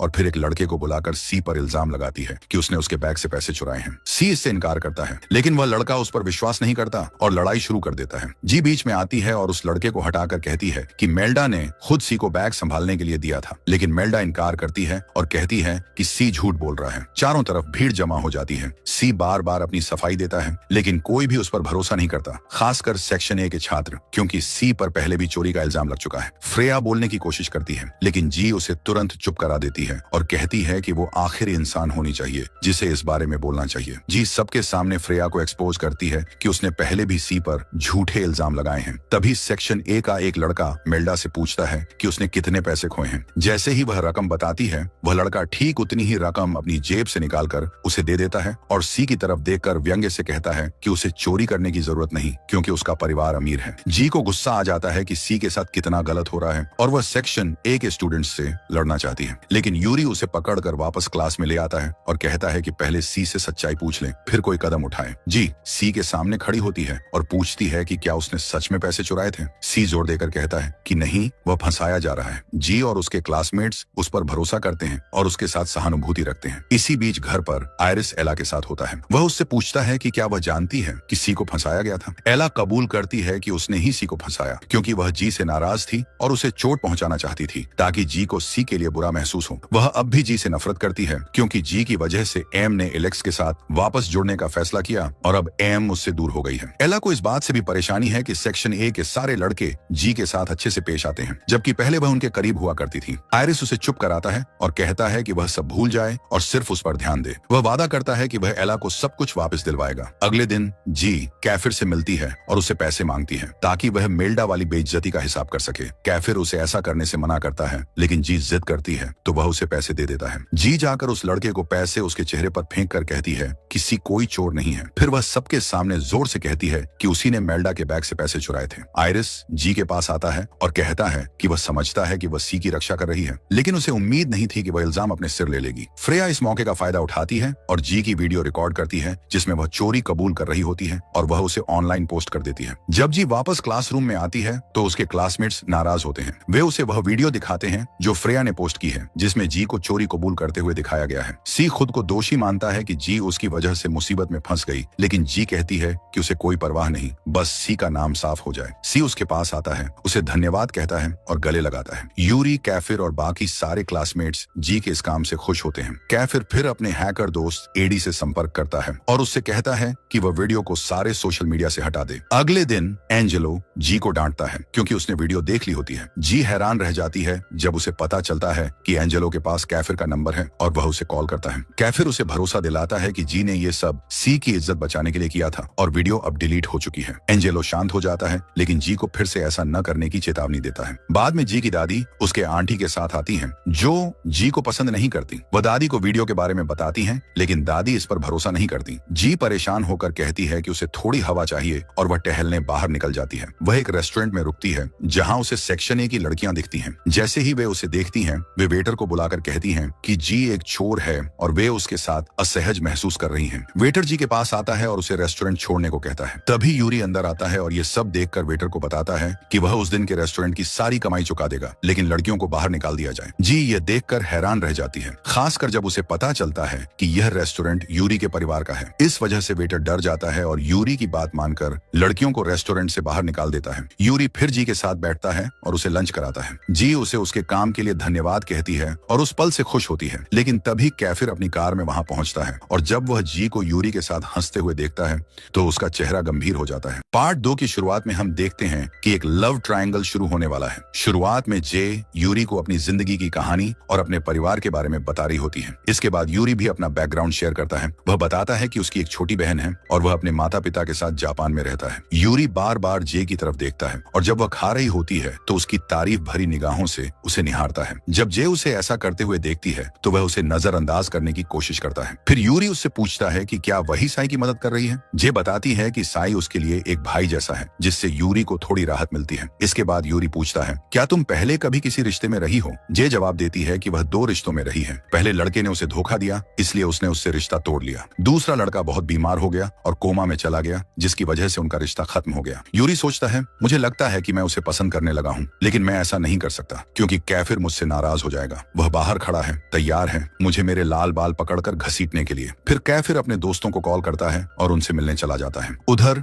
जे यूरी से पूछती है कि क्या वह कभी प्यार में पड़ा है। यूरी बताता है कि उसे किसी पर एक तरफा क्रश था। जे उसे चिढ़ाते हुए कहती है, स्कूल की सबसे पॉपुलर लड़की पर, और फिर कहती है, चिंता मत करो। यूरी मुस्कुराकर कहता है कि वह उस फीलिंग से आगे बढ़ चुका है। फिर जे मजाक में कहती है, तुम तो मेरे पीछे पड़े हो। यूरी चौंक जाता है, फिर उसकी मस्ती भरी बातों पर हंसने लगता है। जे कहती है कि उसे जाना है क्योंकि उसकी साइकिल बाहर खड़ी है। यूरी कहता है कि वह उसके साथ दिन बिताना चाहता है और उसे घर छोड़ देगा। जे मान जाती है। दूसरी तरफ कैफिर का मूड बहुत खराब है और वह किसी से भी झगड़ने को तैयार है। जब उन्हें पता चलता है कि उनका जीनियस हैकर स्कूल के सिस्टम को हैक नहीं कर पाया और न ही कैमरे से यह पता कर पाया कि पैसे किसने चुराए, तो सबको लगने लगता है कि शायद साई इतना अच्छा हैकर नहीं है जितना वो दिखाता है और शायद बच्चों ने उससे बाजी मार ली। कोई सुझाव देता है कि स्कूल के कैमरे चेक किए जाएं, लेकिन कैफिर गुस्से में कहता है, क्या तुम बेवकूफ हो, हम सिक्योरिटी डिपार्टमेंट से हैं, अगर पकड़े गए तो पिटाई हो जाएगी। वह यह प्लान कैंसिल कर देता है और सबको दूसरे प्लान पर काम करने को कहता है, जो अब तक एक रहस्य है। तभी कोई यूरी के बारे में पूछता है तो कैफिर गुस्से से कहता है, क्या मैं तुम्हारे लिए काफी नहीं हूँ, और फिर गुस्से में उन्हें सजा देने के लिए बास्केटबॉल खेलने के लिए कहता है। उधर यूरी बहुत ही स्वीट बनकर जे को उसके घर तक छोड़ने की पेशकश करता है, लेकिन जे नाराज हो जाती है क्योंकि उसे लगा था यूरी उसे कार से छोड़ेगा। जब बाइक चलती है तो उसे गिरने का डर लगता है, इसलिए वह डर कर यूरी को पकड़ लेती है और अपने हाथ उसके पेट पर रख देती है। यूरी हंसते हुए कहता है, हटा लो, गुदगुदी हो रही है। फिर वह हाथ कंधे पर रखती है, लेकिन तभी बाइक का बैलेंस बिगड़ जाता है और जे गिरकर घायल हो जाती है। यूरी को कुछ नहीं होता। वह अपना रुमाल निकालता है और उसके पैर पर बांधता है, फिर उसे सहारा देकर बाइक पर बैठाता है और खुद पैदल चलता है ताकि वह बाइक को संभाल सके। जब वे उसके घर पहुंचते हैं तो यूरी उसे गोद में उठाकर अंदर ले जाता है और दिखाता है जैसे वह थक चुकी हो। जे की दादी घर लौटती हैं और ये देखती हैं। वह डांटते हुए कहती हैं, उसे नीचे रखो बेटा, मोहल्ले वाले देख रहे हैं। यूरी कहता है कि वह मदद करना चाहता है। दादी उसे अंदर बैठने को कहती है। यूरी फर्स्ट एड बॉक्स उठाकर खुद ही जे की चोट का इलाज करने लगता है। जे दर्द में अपनी दादी से चिपक जाती है, लेकिन यूरी का नरम स्पर्श उसे आराम देता है और जब तक इलाज खत्म होता है उसे ज्यादा दर्द महसूस नहीं होता। दादी, जो बहुत समझदार हैं, नोटिस करती हैं कि ये दोनों एक अच्छे कपल लगते हैं। वह पूछती हैं, क्या तुम उसका बॉयफ्रेंड हो? जे तुरंत मना कर देती है, लेकिन दादी कहती हैं कि ये दोनों तो कपल जैसे लगते हैं। यूरी शर्मा जाता है और उसका चेहरा उसके बालों की तरह लाल हो जाता है। जे समझाती है कि वे सिर्फ क्लासमेट्स हैं, लेकिन दादी जिद करती हैं कि यूरी वहीं रुके और उनके साथ दिन बिताए। आयरिस, जिसे यूरी पसंद नहीं नहीं है उसे बाहर निकालने की कोशिश करता है, लेकिन दादी उसे कान पकड़कर डांटती हैं और कहती हैं कि ठीक से रहो वरना अंजाम बुरा होगा। बाकी सब डर जाते हैं क्योंकि सब जानते हैं कि दादी से पंगा नहीं लेना चाहिए। डिनर के वक्त दादी यूरी से उसके परिवार के बारे में पूछती हैं। जब यूरी बताता है कि उसका परिवार जापान में रहता है तो दादी खुश हो जाती हैं। वह उससे कुछ जापानी बोलने को कहती हैं ताकि अपनी स्किल दिखा सकें। वह ये जानकर खुश होती हैं कि यूरी का परिवार अमीर है। आयरिस अब भी यूरी को पसंद नहीं करता। वह जे से कहता है कि डिनर के बाद उसे बाहर निकाल दो। जे उसकी बात अनदेखी कर देती है। यूरी प्लेट से मटर निकाल लेता है क्योंकि उसे मटर बहुत पसंद है और बदले में जे उसकी प्लेट से आलू लेती है। ऐसा लगता है जैसे दोनों एक दूसरे की पसंद समझ चुके हैं। दादी यह सब चुपचाप देखती हैं और कहती हैं, जे तुम्हें यूरी की पसंद का खाना बनाना सीखना चाहिए। तुम दोनों तो जैसे शादी करने वाले हो। मुझे लग रहा है तुम दोनों के बीच कुछ चल रहा है। मित्रों, अब समस्या ये है कि यूरी के चेहरे पर चमक आ गई है और उसे लगने लगा है कि दादी सच में सब समझ रही हैं। तभी जे को कैफिर का मैसेज आता है, लेकिन वह उसे नजरअंदाज कर देती है और अपना ध्यान यूरी पर बनाए रखती है। डिनर के बाद जे यूरी को बाहर तक छोड़ने जाती है। हम देखते हैं कि उसकी कार उसे लेने आ गई है। दोनों हंसते हैं और यूरी बहुत खुश होता है जब जे उसे गुड नाइट कहती है। वह वहां खड़ा है जैसे उसके चारों तरफ दिल और पटाखे फूट रहे हों। जैसे ही यूरी चला जाता है, जे को कैफिर का मैसेज याद आता है। वो उसे खोलती है और पाती है कि उन्होंने प्लान बदल दिया है। अगले दिन स्कूल में जे हैरान रह जाती है जब कैफिर के ग्रुप का एक लड़का उसे क्लासरूम में जाने से रोकता है, लेकिन हमारी लड़की खाने से उसे डिस्ट्रैक्ट कर देती है और अंदर घुस जाती है। वह देखती है कि उन्होंने उस लड़की को घेर लिया है जिसके पास बैग था और उसके बॉयफ्रेंड को पीट रहे हैं ताकि वो कबूल कर ले। जे कैफिर पर चिल्लाती है और कहती है कि इससे कुछ हासिल नहीं होगा और अगर स्कूल को पता चला तो बड़ी मुसीबत हो जाएगी। वो जोर देती है कि ऐसे मामलों में दयालुता ज्यादा काम करती है। सच में जब वे लड़की को छोड़ते हैं तो वो अपने बॉयफ्रेंड की तरफ दौड़ती है और अंत में कबूल करने को तैयार हो जाती है, लेकिन जैसे ही वो बोलने लगती है डर से चुप हो जाती है। जे अपने बाल नोचने को तैयार है, लेकिन लड़के उसे पीछे रोकते हैं और कहते हैं हर बात प्यार से नहीं सुलझती। कैफिर को जे का रवैया चुभता है और वो अपने आदमियों से कहता है कि उसे पकड़ कर रखो जब तक वो खुद बॉयफ्रेंड से निपटे। और जैसा कि आप जानते हैं, कैफिर का एक मुक्का इंसान को सीधा मंगल ग्रह पहुंचा सकता है। लड़की डर के मारे कबूल कर लेती है कि साई बेगुनाह है और किसी और ने उसे फंसाने को कहा था, लेकिन वो उस इंसान का नाम बताने से डरती है। तभी रॉकी पीछे से सामने आती है और बताती है कि उसने सारी कबूलियत रिकॉर्ड कर ली है। जे हैरान रह जाती है, लेकिन रॉकी कहती है मैं तुम्हारे लिए आई थी। तभी साई बोल पड़ता है, नहीं, ये झूठ बोल रही है, ये मेरे लिए आई थी, इसे आज भी मुझसे प्यार है। और सारे लड़के ताली बजाते हैं और उसे चीयर करते हैं। वे कबूलनामे की वीडियो अपने हैकर दोस्त को दे देते हैं जो उसे उस लड़की के अकाउंट से अपलोड कर देता है, जिससे ऐसा लगे कि उसी ने सब कुछ किया। जब उस लड़की को पता चलता है तो वह गुस्से से भर जाती है और केओ पर शक करती है जो उसके पासवर्ड जानता है। केओ कहता है, तुम पागल हो क्या? मैं तो यहीं था, मैंने कैसे किया होगा? वो असली आरोपी को खोजने स्कूल में इधर उधर भागने लगती है। इधर कैफिर बहुत शांत भाव से जे से कहता है, मैंने साई का मसला हल कर दिया, अब शुक्रिया तो बोलो। जब जे मना करती है तो वो कहता है, तो फिर मुझे कुछ और चाहिए, और शरारती अंदाज में उसे देखता है। जे सोचती है,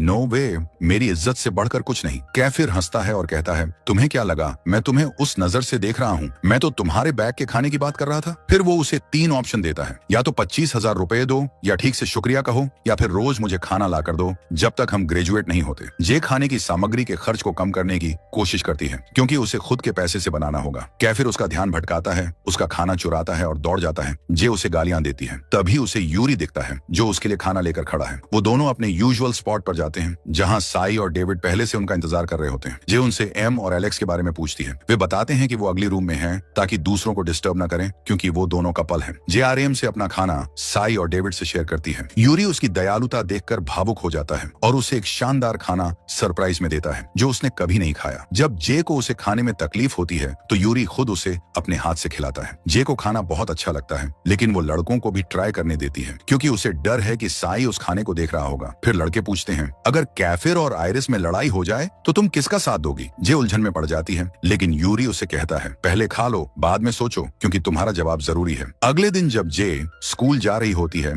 तो एक नया लड़का आता है जिसकी नीली आंखें हैं और परफेक्ट इंग्लिश बोलता है। वो उसे लिफ्ट ऑफर करता है क्योंकि जे भारी सामान ले जा रही होती है, लेकिन जे सोचती है सिर्फ हैंडसम और इंग्लिश बोलने से मैं हाँ क्यों कहूँ। तभी यूरी अपनी शानदार कार में आता है और लिफ्ट ऑफर करता है। जे मान जाती है और रास्ते में उससे पूछती है, तुम इस गली में क्यों आए? तुम तो यहाँ रहते भी नहीं। यूरी झूठ बोलता है कि वो कोई काम से जा रहा था। वो उसकी मदद करने की पेशकश करता है, लेकिन जे कहती है, नो वे, ये खाना उस बेवकूफ कैफिर के लिए है। तभी कैफिर आता है, बैग छीन लेता है और क्लासरूम में भाग जाता है। अब बताने की जरूरत नहीं कि आगे क्या होता है। जैसे ही भूखे लड़कों को खाना मिलता है वो उस पर टूट पड़ते हैं। जे गुस्से में आ जाती है और कैफिर को गालियां देने लगती है। सारा दोष उसी पर डालती है। वह जाकर बैठ जाती है। तभी टीचर क्लास में आते हैं और घोषणा करते हैं हैं कि स्कूल फेस्टिवल आने वाला है और सभी को उसकी तैयारी करनी होगी। जे थोड़ी उलझन में पड़ जाती है तो बाकी लोग समझाते हैं कि ये 1 हफ्ते चलने वाला उत्सव होता है जिसमें ढेर सारी एक्टिविटीज, गेम्स और यहाँ तक कि ब्यूटी कॉन्टेस्ट भी होते हैं। बिल्कुल तय है कि स्कूल की बुली हर साल ये कॉन्टेस्ट जीतती आई है। हर डिपार्टमेंट को एक जिम्मेदारी दी जाती है और इस बार कैफिर के ग्रुप को स्कूल की सुरक्षा और सफाई का काम मिला है। इस वजह से कैफिर फेस्टिवल में भाग लेने से मना कर देता है। उसे लगता है कि यह काम उनके लिए अपमानजनक है, जैसे वो दूसरों के नौकर बन गए हों। लेकिन जे इससे सहमत नहीं होती। वह चाहती है कि कुछ नया किया जाए और वो फेस्टिवल में भाग लेना चाहती है। कैफिर विरोध करता है और दोनों में बहस हो जाती है। क्लास 2 हिस्सों में बंट जाती है। कुछ लोग कैफिर के पक्ष में हो जाते हैं क्योंकि वो उससे डरते हैं और उसकी बात से सहमत होते हैं, जबकि बाकी लोग जे का साथ देते हैं क्योंकि उन्हें फेस्टिवल में बहुत सारा खाना और खूबसूरत लड़कियों से मिलने की संभावना लुभाती है। टीचर बीच में आते हैं और कहते हैं कि सब शांत हो जाओ, आपसी सहमति से कोई फैसला करो और ब्रेक के बाद मुझे बताओ। ब्रेक में जे साई के साथ टहलते हुए बात कर रही होती है। साई उसे अकेले लंच करने के लिए कहता है। जे को लगता है कि वो फ्लर्ट कर रहा है तो उसे गुस्सा आ जाता है और वो यूरी को कॉल करती है। वो यूरी से कहती है कि थोड़ी देर में वो उसके और बाकी लोगों के साथ जुड़ जाएगी। फिर वो कैफिर का लंच बॉक्स उठाती है ताकि उसे वापस दे सके। कैफिर साफ साफ जल रहा होता है और नहीं चाहता कि वो जाए। वो जे को आदेश देता है कि वहीं बैठकर उसके साथ लंच करे। जब जे मना करती है तो वो पूरे ग्रुप को बुला लेता है और उन्हें वहीं खाना खिलाने लगता है ताकि जे को मजबूरी में रुकना पड़े। शुक्र है कि जे को यूरी के बगल में बैठने का मौका मिल जाता है। बाकी ग्रुप के लड़के भूख से उनका खाना ताकते रहते हैं, लेकिन कैफिर उन्हें चेतावनी देता है, अब से खाना चुराना बैन है, सबको अपना खाना खुद लाना होगा। फिर कैफिर जे और यूरी के बीच में बैठ जाता है। सोचता है कि इससे जे का ध्यान उसी पर जाएगा, लेकिन जे उसे पूरी तरह इग्नोर करती है। बाकी लड़कों पर तरस खाकर जिनके पास खाना नहीं है, जे सुझाव देती है कि क्यों ना सबके लिए खाना बना लिया जाए क्योंकि पास में एक किचन है। लेकिन कैफिर उस पर चिल्लाता है कि वो किचन का सामान छुए भी नहीं क्योंकि वो उनके दोस्त का है। सरप्राइज ये है कि उस किचन का मालिक एक लड़का है जिसका नाम ईमॉन है, जो स्कूल नहीं आ पाता क्योंकि वो अपने पापा के रेस्टोरेंट में काम करता है। दुर्भाग्य से उसके परिवार पर कर्ज है क्योंकि उसकी माँ सारी कमाई फालतू खर्चों में उड़ा देती है। जे को ईमॉन के लिए बुरा लगता है और वो अपने दोस्तों से कहती है कि हमें उसे देखने जाना चाहिए। कैफिर उसे चेतावनी देता है कि दूसरों की जिंदगी में दखल मत दो, लेकिन बाकी ग्रुप जिद करता है और कैफिर को भी मजबूरी में साथ जाना पड़ता है। जब वे रेस्टोरेंट पहुंचते हैं तो देखते हैं कि वहां कोई ग्राहक नहीं है। ईमॉन बताता है कि वो स्कूल छोड़ने का सोच रहा है क्योंकि अगर जल्दी कर्ज नहीं चुकाया गया तो रेस्टोरेंट बंद हो जाएगा। जे सुझाव देती है कि क्यों ना वे वहां काम करें ताकि रेस्टोरेंट की इनकम बढ़े और वे सब मिलकर तय करते हैं कि कोई सैलरी नहीं लेंगे। जैसे ही वे काम शुरू करते हैं, ग्राहकों की संख्या अचानक बढ़ने लगती है यूरी की लोकप्रियता की वजह से।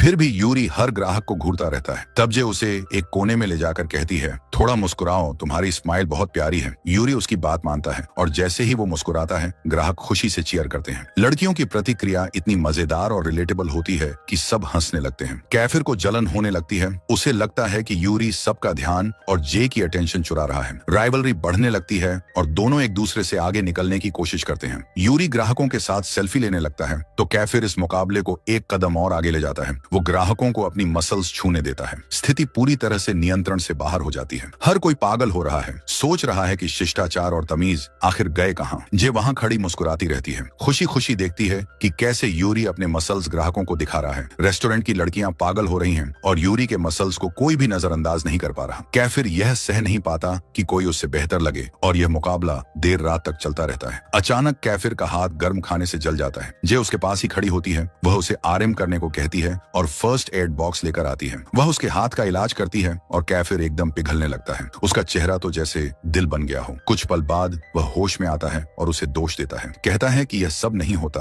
अगर हम यहाँ नहीं आते। जे उसका धन्यवाद करती है, खासकर आज उसने साई की मदद की उसके लिए भी। वातावरण शांत हो जाता है, लेकिन तभी वहाँ आ धमकती है अर्सकेला, वो बुली और उसका ग्रुप। उनके चेहरे पर शक भरी नजरें हैं और सभी आमने सामने खड़े हैं। हमें लगा अब कोई भिड़ंत होगी, लेकिन कुछ नहीं हुआ क्योंकि बुली बस बोली, आराम से रहो दोस्तों। फिर उसने हीरोज को खाने का ऑर्डर देने के लिए बुलाया। हमने नोट किया कि यूरी को वो लोग पसंद नहीं है। उससे पहले कि कुछ हो, यूरी अंदर भाग गया ताकि कोई परेशानी ना हो। कैफिर ने भी माहौल को शांत बनाए रखने की कोशिश की। बुली ने जे का मजाक उड़ाया, बोली, अगर तुम वेट्रेस बन गई हो तो यह तुम्हें सूट करता है। उसकी दोस्त ने कैफिर का मजाक उड़ाया, तुम तो अमीर घर से हो ना, ये क्या हालत बना रखी है, लग रहा है जैसे मुश्किल में हो। जे चुप नहीं रहती। वह उन्हें साफ कहती है कि उन्होंने मेहनत की है, बिगड़े हुए बच्चों की तरह नहीं जिम है। फिर उसने एम को बुलाया जिससे बुली चिढ़ जाए, दिखाने के लिए कि उसका दोस्त अब उनके साथ काम कर रहा है। वह एम और अलेक्स से ऑर्डर लेने को कहती है और धमकी देती है कि अगर वो 1 सेकंड और रुकी तो वह बुली के बाल पकड़कर घसीट लेगी। लेकिन कैफिर बीच में आता है और कहता है, नहीं, मैं चाहता हूं कि तुम ही ऑर्डर लो। वह उसके कंधे पर हाथ रखकर उसे अपनी ओर खींचता है और जाहिर है हमारी लड़की थोड़ी घबरा जाती है। जाती है। सोचती है इतने मसल्स के बीच तो मैं बेहोश ही हो जाऊं। वो ऑर्डर लेना शुरू करते हैं और जब कैफिर की बारी आती है तो जे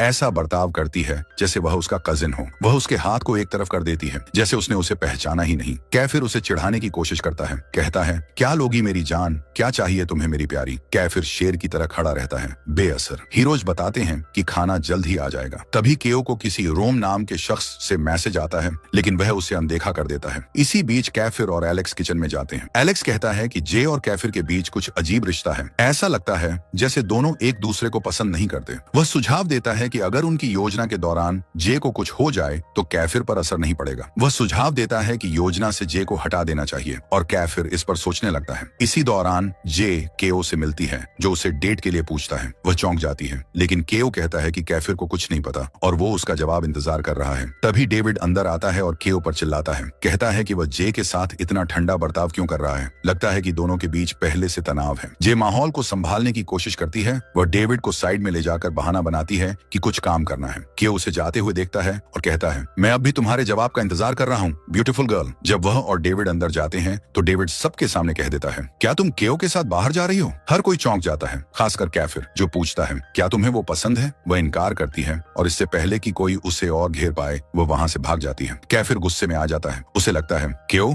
जे के लिए कुछ योजना बना रहा है जो उसे परेशान करता है। बाद में जे साई से पूछती है कि क्या डेविड और केओ के बीच कुछ दिक्कत है। वह कहता है कि उसे गॉसिप पसंद नहीं, लेकिन बताता है कि एक बार वे एक सुनसान फैक्ट्री में झगड़े थे। जब बाकी लोग पहुंचे तो देखा कि डेविड बुरी तरह घायल था और केओ के हाथ में लोहे की पाइप थी। किसी को नहीं पता चला कि डेविड को चोट कैसे लगी। उस समय डेविड डिपार्टमेंट हेड था और उसका उसूल था परेशानी से दूर रहो, क्योंकि उसने उस घटना में कुछ नहीं किया। अधिकतर छात्रों को लगा कि वह कैफिर है। जब कैफिर लीडर बना तो सभी खुश थे। उन्हें पता था कि वह बहादुर है और कुछ भी नजरअंदाज नहीं करेगा। उस रात यूरी उसे घर छोड़ने आया क्योंकि वह चिंतित था कि काफी देर हो चुकी थी। उसने कहा, तुम इतनी तनाव में क्यों दिख रही हो, थोड़ा रिलैक्स करो, मुझे तुम्हारी रक्षा करने का मन हो रहा है। यह साफ था कि यूरी को जे के साथ बिताया गया हर पल पसंद था और जाते जाते उसने याद दिलाया कि उनके प्लान्स को मत भूलना। फिर वह अपनी कार में बैठ गया। जे से उसने मजाक में कहा, यह कार एक दिन तुम्हारी होगी, और चला गया। अचानक केओ सामने आ गया जिससे जे डर गई। उसे लगा कोई भूत है। केओ ने बताया कि वह उसका नंबर लेना चाहता था, लेकिन आयरिस ने देने से मना कर दिया। उसने कहा कि वह एक इज्जतदार आदमी है और सब कुछ सही तरीके से करना चाहता है, यहाँ तक कि वह उसे प्रपोज करना चाहता है। जे इस अचानक बढ़े रिश्ते से घबरा गई। फिर आयरिस बीच में आया और बोला,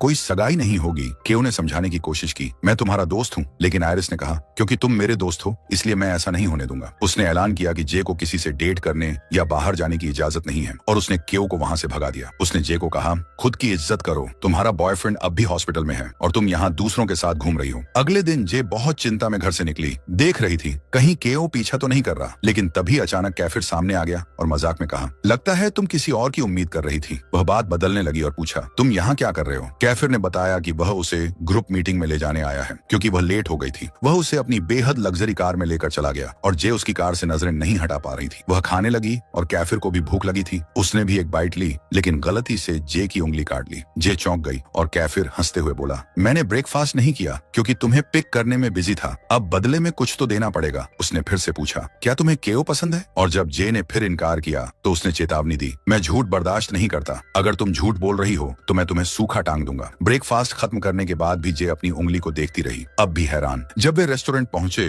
तो पूरा ग्रुप वहां मौजूद था। ईमोन ने बताया कि उसके पापा पूरी तरह ठीक हो गए हैं और अब वे रेस्टोरेंट संभालेंगे। इसका मतलब था कि अब ईमोन स्कूल लौट सकता है और उसकी माँ, जो अब बदल चुकी हैं, उन्होंने छुट्टी लेकर उसके पापा की मदद करने का फैसला लिया। उन्होंने पुराने कर्मचारियों को फिर से नौकरी पर रखने का फैसला किया ताकि अब ग्रुप पढ़ाई पर ध्यान दे सके। हालांकि सबने मजाक किया कि हमने कभी पढ़ाई की ही कब थी। ईमोन ने सबको इनाम देने का फैसला किया। अब वे स्कूल में खाना बना सकते हैं ताकि जो फूड उन्होंने मिस किया उसकी भरपाई हो सके। उसने जे से मदद मांगी क्योंकि वह हमेशा दूसरों के लिए तैयार रहती थी और जे मान गई। इसके बाद सबने काम शुरू कर दिया क्योंकि कस्टमर आने ही वाले थे, सिवाय जे के, जिसने कहा, मुझे भूख लगी है, पहले नाश्ता कर लूं। नरम दिल कैफिर ने कहा, मेनू ले आओ, जो चाहो ऑर्डर कर सकती है, लेकिन पैसे ये खुद देगी। जे ने मन ही मन गाली दी, हरेमी, मुझे लगा तुम पैसे दोगे? कैफिर फिर हंस पड़ा और बोला, मजाक कर रहा था, मैं ही ट्रीट करूंगा, जिससे जे खुश हो गई। उधर यूरी एक कोने में खड़ा उदास हो रहा था, सोच रहा था कि जे अब उससे दूर होती जा रही है। अगले दिन जे नाश्ता कर रही थी जब सर्विस स्टाफ ने आकर बताया कि बाहर कोई सहयोगी उसका इंतजार कर रहा है और अगर उसने देर की तो वह उसे सूखा टांग देगा। जे ने सोचा जरूर वो कैफिर मूर्ख होगा और गुस्से में लड़ाई के मूड में बाहर निकली। लेकिन बाहर 4 हैंडसम लड़के खड़े थे। अब ये वो लड़के हैं जिनकी ओर 2 बार देखने का मन करे। उन्होंने कहा, तुम्हें हमारे साथ चलना है स्कूल के लिए सामान खरीदने। जे ने कहा, रुको मैं कपड़े बदल लूं। लेकिन उनमें से एक ने कहा, तुम वैसे ही बहुत अच्छी लग रही हो। जे ने उसे गाली दी, लेकिन कैफिर बोला, ये सही कह रहा है, तुम बहुत खूबसूरत हो। और हमारी लड़की थोड़ी पिघल गई। वे कार में बैठ गए और यूरी उन्हें देखता रहा, इतनी जलन के साथ कि वह किसी को जलाकर राख कर दे। वे दुकान पहुंचे और इतना सामान खरीदा कि किसी पूरे कबीले का पेट भर जाए। जे भारी बैग्स उठाते हुए चिढ़ गई, क्या किसी में जरा सी इंसानियत नहीं बची जो मेरी मदद करे? यूरी बैग्स उठाने ही वाला था, लेकिन कैफिर पहले ही उठा चुका था। यूरी दुखी हो गया और बाकी बैग्स के लिए मदद ऑफर की, लेकिन जे ने मना कर दिया। बोली, मैं खुद को संभाल सकती हूँ। अगले दिन स्कूल में जे थकी हुई थी और सोना चाहती थी। तभी अचानक यूरी पीछे से आकर उसे डरा देता है। जे उसके इस अचानक से सामने आने पर चौंक जाती है और देखती है कि उसने अब चश्मा हटाकर कॉन्टैक्ट लेंस पहन लिए हैं। वो उसे देखकर कहती है, तुम बहुत अच्छे लग रहे हो। और मन में सोचती है, मेरा लड़का तो चश्मे के साथ भी अच्छा लगता है और बिना चश्मे के भी। उसी वक्त कैफिर को जलन होने लगती है। जब वो क्लास में पहुंचते हैं तो जे देखती है कि साई सो रहा है। वह उसे जगाने की कोशिश करती है, लेकिन अमन कहता है, छोड़ो, वो तो पत्थर है, उठने वाला नहीं। इसके बाद वे रसोई की सफाई करने लगते हैं ताकि सामान स्टोर किया जा सके। तभी जे को एक बॉक्स दिखता है जिस पर केला लिखा होता है। वह पूछती है, क्या हुआ था? उसे बताया जाता है कि केला एक अच्छी लड़की थी, लेकिन जब गुस्सा आती थी तो बिल्कुल शैतान बन जाती थी। एक बार उसने एक लड़की के बाल खींचकर उसे चोट पहुंचाई थी। स्कूल उसे निकालना चाहता था, लेकिन बाद में उसे यहाँ ट्रांसफर कर दिया गया। जे हैरान होकर पूछती है, इतना सब कुछ होने के बाद वो वापस कैसे आई? कैफिर बीच में आकर कहता है, ये तुम्हारा मामला नहीं है। वह धीरे से फुसफुसाता है, ज्यादा जिज्ञासा बुरी होती है, समझी मेरी बिल्ली, और चला जाता है। जे थोड़ी डर जाती है, लेकिन फिर उसे याद आता है कि उसी सुबह कैफिर ने उसका हाथ पकड़ा था और वो सब कुछ भूल जाती है। जे काम पर लग जाती है। कूड़ा फेंकने जाती है तो देखती है कि एक लड़का अजीब तरीके से बर्ताव कर रहा है। वह उस जगह जाती है जहाँ वो खड़ा था और कुछ अजीब सा पाती है। हालांकि ठीक से समझ नहीं आता कि वो क्या था। उसकी जिज्ञासा बढ़ती है, लेकिन सब लोग लंच कर रहे थे, इसलिए वह कुछ पूछ नहीं पाती। यूरी को लग जाता है कि कुछ गड़बड़ है और वह पूछता है, क्या तुम ठीक हो? कैफिर, जो सब पर नजर रखे हुए था, उसे कुछ शक होता है। तभी डेविड घायल अवस्था में आता है और सारे लड़के उसके चारों ओर इकट्ठा हो जाते हैं। लड़कियों से कहते हैं कि दूर रहें। बेशक जे और एम छिपकर सब कुछ सुनने की कोशिश करते हैं, लेकिन नाकाम रहते हैं। अब जे को शक होने लगता है कि कुछ तो गलत है, लड़के कुछ छिपा रहे हैं। जब उन्होंने उसे देखा तो सब इधर उधर हो गए। उसे लगने लगता है कि कोई उसे कुछ नहीं बताने वाला। उसने मौका देख जब सबका ध्यान कैफिर पर था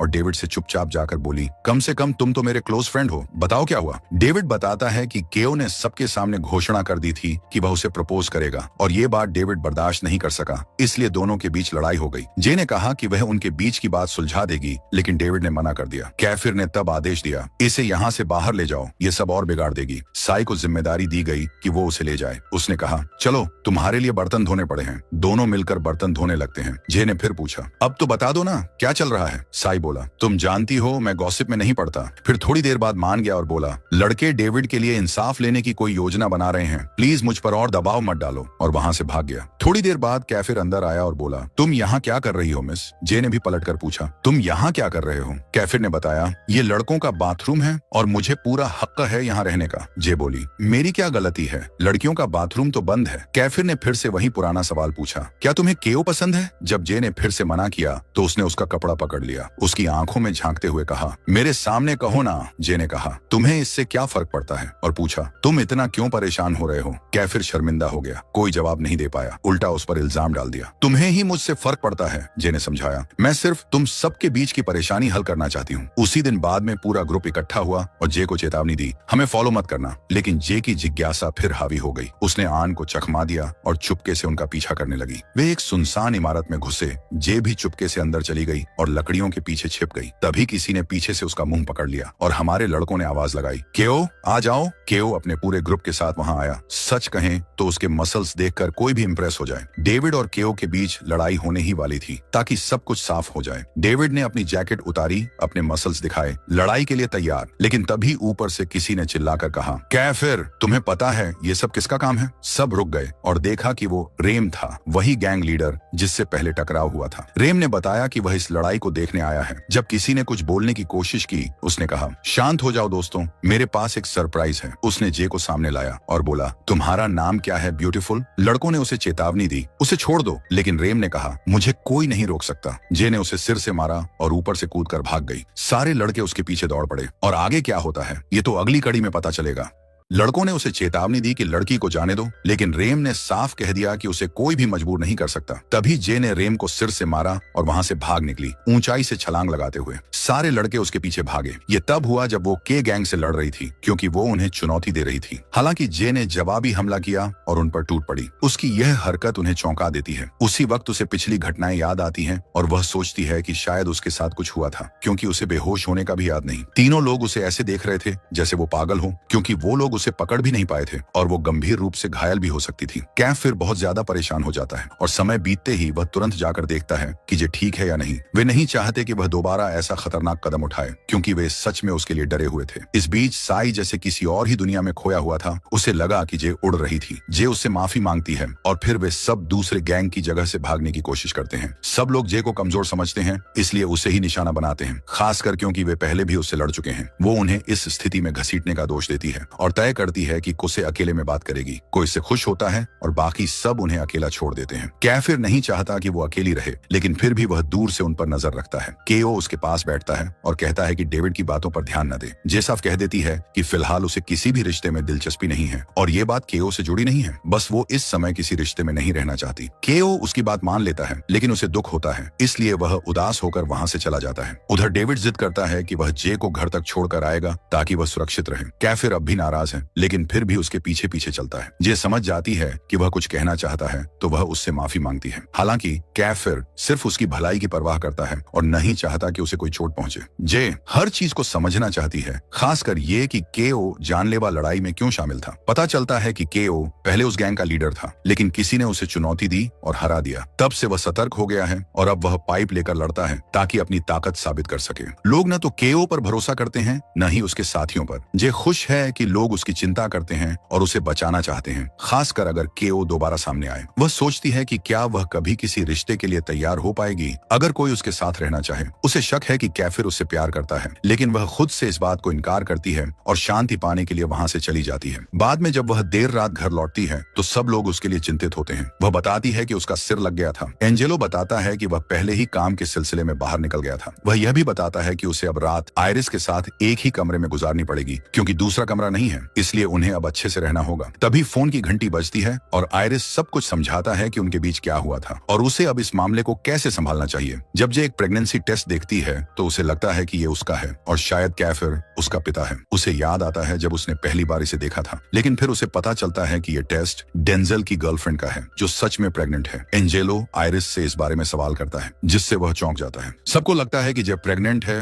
और बच्चे का बाप कैफिर है। इससे तनाव पैदा होता है, खासकर आयरिस और जे के बीच, क्योंकि जे बार बार उसे मुश्किल में डाल देती है। एंजेलो नहीं चाहता कि ये बात उनके परिवार की इज्जत पर असर डाले, इसलिए वे सब कुछ साफ करने की कोशिश करते हैं। कैफिर को बुलाया जाता है और सब लोग इकट्ठा होते हैं ये जानने के लिए कि क्या जे सच में प्रेग्नेंट है। जे को लगता है कि कोई भी उसके पक्ष में नहीं है। बाद में वह कैफिर के पापा से बात करती है, जो खुद भी नाराज है। तभी डॉक्टर आता है और कहता है कि जे प्रेग्नेंट नहीं है। टेस्ट का नतीजा नेगेटिव आता है। सब लोग राहत महसूस करते हैं, लेकिन इस गलतफहमी की वजह से शर्मिंदा भी होते हैं। कैफिर इस स्थिति पर हंसना बंद नहीं करता। जे वहां से चली जाती है और कैफिर उसके पीछे आता है। यूरी कैफिर की ओर से माफी मांगता है, लेकिन जे माफ नहीं करती। वह थक चुकी है इन सब परेशानियों से जो वो उसके लिए लाता है। कैफिर सब कुछ सुलझाने की कोशिश करता है, लेकिन जैसे ही वह बाहर आता है जे उसे मुक्का मार देती है, क्योंकि वह अब भी उस पर गुस्से में है। अगले दिन सबको पता चलता है कि जे ने कैफिर को मारा और उसके चेहरे पर निशान भी है। उधर जे एलेक्स को एम के लिए अच्छा बनने की सलाह देती है। बाकी लोग उसके बारे में बातें करने लगते हैं। जब कैफिर आखिर में जे से बात करता है तो वह कहता है कि ये सब सिर्फ मजाक था। जे को एहसास होता है कि सारी परेशानियों की जड़ वही है और दोनों में फिर झगड़ा हो जाता है। कई झगड़ों के बाद भी जे आखिर में कैफिर के पास बैठ जाती है और सोचती है कि क्या वो कभी सही मायनों में माफी मांगेगा। अब भी वे एक दूसरे से भिड़ते रहते हैं और बन नहीं पाते। फिर सब लोग इकट्ठा होते हैं और मिलकर सब कुछ डिस्कस करते हैं। सबसे पहले फ्रेया का ग्रुप बोलता है, जो बहुत अच्छे से संगठित है। हर सेक्शन अपनी ताकत गिनाने लगता है, लेकिन सच में उनके पास कुछ भी खास नहीं होता। वे अपने अगले कदम की योजना बनाने लगते हैं और आइडिया देते हैं,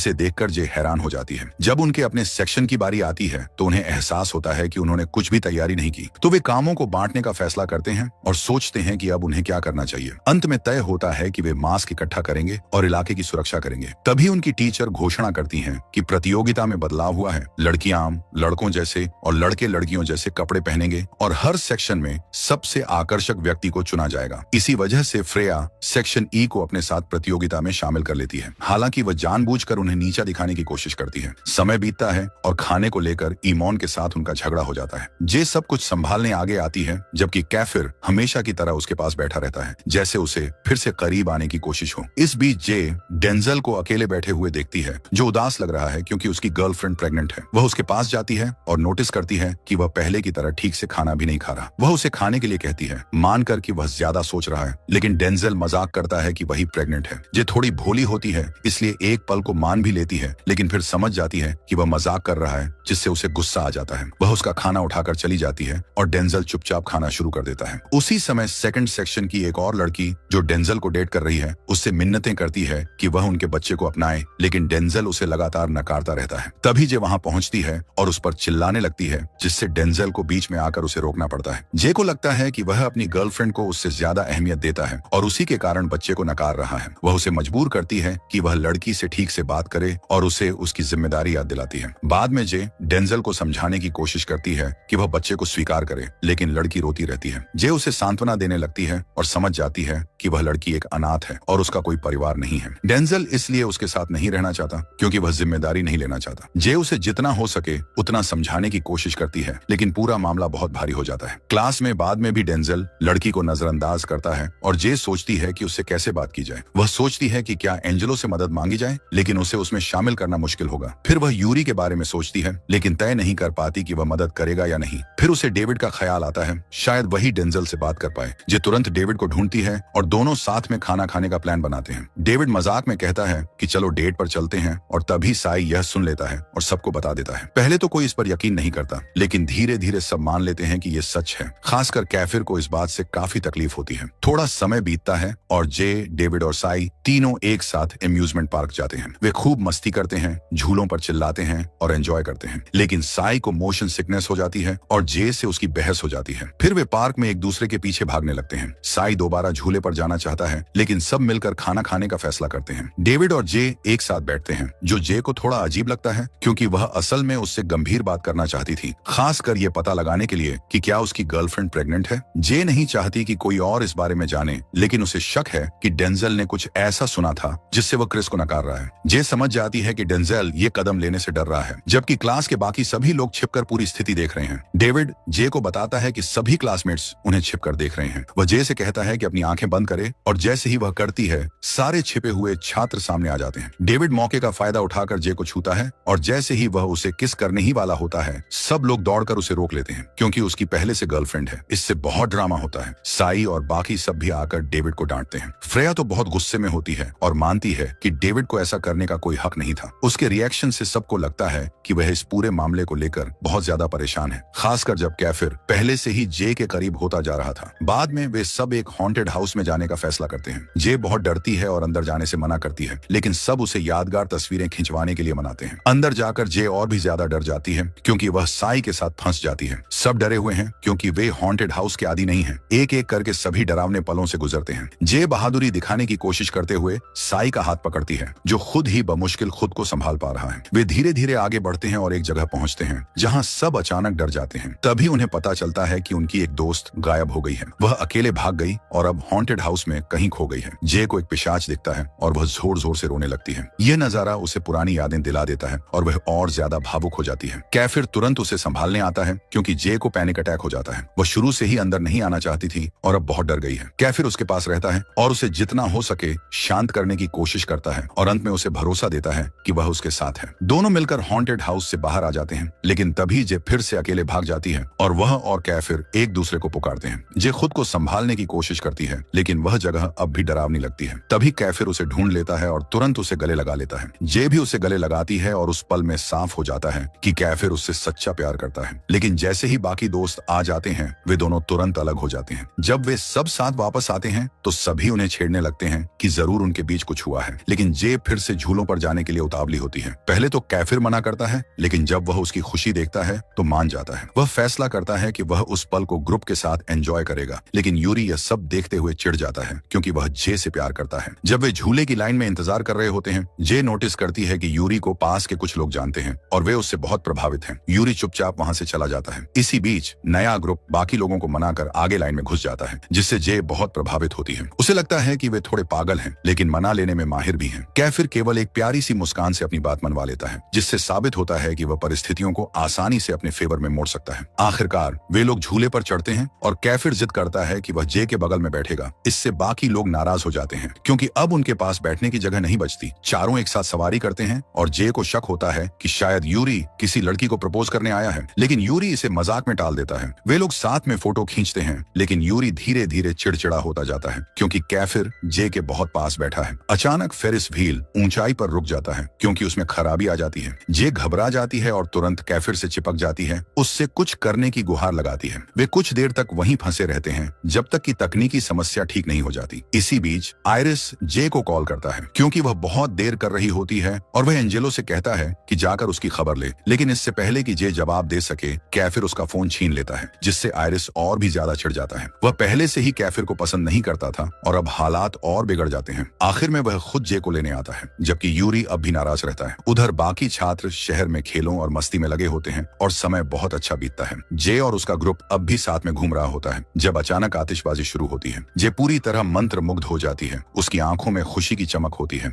उस पल वह किसी बच्चे जैसी लगती है और कैफिर उसकी नजरों से हट नहीं पाता। वह बार बार हिलती है ताकि आतिशबाजी अच्छे से देख सके और फोटो लेने की कोशिश करती है, लेकिन तभी उसे याद आता है कि उसका फोन अब भी कैफिर के पास है। इस बात पर दोनों में बहस हो जाती है और इसी बहस के दौरान वह अचानक उसके सीने से जा लगती है। कुछ देर बाद आयरिस आता है और साफ साफ चिढ़ा हुआ दिखता है कि जे कैफिर के इतने करीब क्यों हो रही है। उनके दोस्त उसे चेतावनी देते हैं कि वह सेक्शन ई के किसी भी लड़के से न जुड़े, खासकर कैफिर से। यह सब सुनकर जे अपने और कैफिर के बीच बीते हर पल को याद करती है, कैसे उसने हमेशा उसकी मदद की और साथ दिया। लेकिन फिर भी वह अपने जज्बात को नकारती है और वहां से चली जाती है। बाद में वह अनजाने में डेंजल के घर पहुंच जाती है और वहां का माहौल देखकर हैरान हो जाती है। डेंजल के पापा उसे देखते ही डेंजल को बुला लेते हैं। कैफिर भी वहां आता है और जे को देखकर चौंक जाता है, लेकिन समझ जाता है कि वह कुछ बात करना चाहती है। वातावरण अचानक गंभीर हो जाता है जब डेंजल अपने कठिन और गरीब जीवन के बारे में सच बता देता है। वह बताता है कि वे लोग घर से ही काम करते हैं और यह उसका बहाना रहा है अपनी गर्लफ्रेंड ग्रेस से दूरी बनाए रखने का। हालांकि वह और ग्रेस एक दूसरे से प्यार करते हैं, वह कभी भी पूरी तरह इस रिश्ते को स्वीकार नहीं कर पाया। उसे हमेशा अपराध बोध रहता है क्योंकि ग्रेस उसे महंगे तोहफे देती है। वह शुरू से इस रिश्ते को गुप्त रखना चाहता था, लेकिन गर्भवती होने के बाद वह फंस गया और अब न तो जिम्मेदारी ले पा रहा है और न ही उसे खोना चाहता है। वह कबूल करता है कि वह ग्रेस से बहुत प्यार करता है, लेकिन परिणामों से डरता है। तभी ग्रेस वहां पहुंचती है।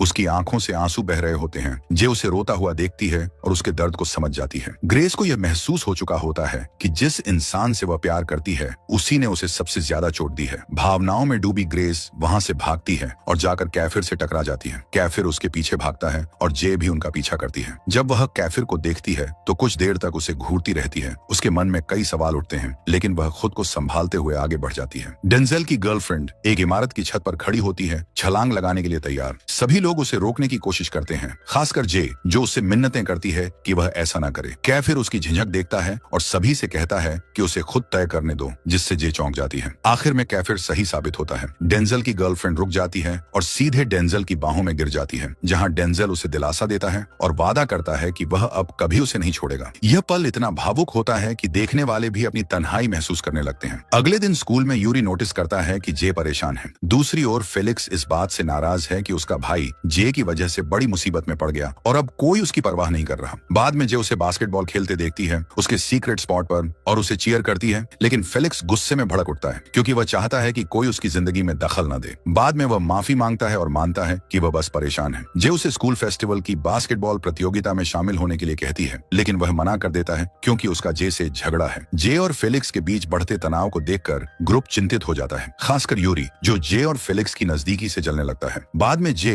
एक मैकेनिक की दुकान पर साई और उसके दोस्त से मिलती है, जहां वे मजाक करते हैं कि जे और साई को फेस्टिवल की कॉस्ट्यूम प्रतियोगिता में भाग लेना चाहिए। लेकिन उनकी मस्ती तब रुक जाती है जब एक गैंग अचानक जे का अपहरण कर लेती है और खुलासा होता है कि रेम इसके पीछे है। रेम एक वीडियो भेजता है जिसमें वह पूरे ग्रुप को चिढ़ाता है और कहता है कि केवल 4 लोग ही उसे बचाने आ सकते हैं। यूरी गुस्से में आकर एक कुर्सी तोड़ देता है, जबकि कैफिर उसे शांत रहने को कहता है और ताकत बचाने को कहता है। अब कैफिर, साई, डेविड और यूरी मिलकर उस ठिकाने की ओर रवाना होते हैं। रास्ते में यूरी कैफिर से पूछता है कि क्या वह जे से प्यार करता है। कैफिर इनकार करता है कि उसे जे से कोई लगाव है, लेकिन साफ नजर आता है कि वह झूठ बोल रहा है। जब वे वहां पहुंचते हैं तो देखते हैं कि रेम ने जे को बंधक बना रखा है। एक जोरदार झगड़ा शुरू हो जाता है और दोनों तरफ से और लड़के शामिल हो जाते हैं। कैफिर लड़ते झगड़ते हुए जे तक पहुंचता है, लेकिन तभी उस पर हमला हो जाता है। रेम उसका मजाक उड़ाते हुए कहता है कि वह बहुत कमजोर है, जिससे जे की आंखों में आंसू आ जाते हैं। कैफिर जे को दिलासा देता है, लेकिन रेम उन्हें लगातार ताने देता रहता है। ये देखकर जे को गुस्सा आ जाता है। वह खुद को आजाद कर लेती है और रेम के सिर पर जोरदार वार करती है। रेम जवाबी हमला करता है और उसे थप्पड़ मारता है। इसी पल जे के अंदर कुछ टूट जाता है। वह रेम को पूरी ताकत से पछाड़ देती है और उसे बेरहमी से पीटती है। जब रेम बेहोश होकर गिर जाता है तो कैफिर तुरंत जे को अपनी बाहों में भर लेता है, उसे चुप कराता है, उसके आंसू पोंछता है और उसके माथे पर एक प्यारी सी किस करता है। फिर हंसते हुए कहता है, मैं बहुत जल्दी जलता हूँ। बाकी लोग वहाँ पहुँचते हैं और यूरी का चेहरा काला पड़ जाता है जब वह दोनों को साथ देखता है। वे जल्दी से जे को अस्पताल ले जाते हैं और कैफिर वहीं उसके पास बैठा रहता है, उसके होश में आने का इंतजार करता है। उधर जे के ताकतवर अंकल अस्पताल आते हैं और कैफिर को एक प्राइवेट बातचीत के लिए अलग ले जाते हैं। वहीं आयरिस जे के पास बैठा रहता है, उम्मीद करता है कि वह जल्दी होश में आए। जैसे ही वह उसके माथे को छूता है, जे हिलती है और आंखें खोल देती है।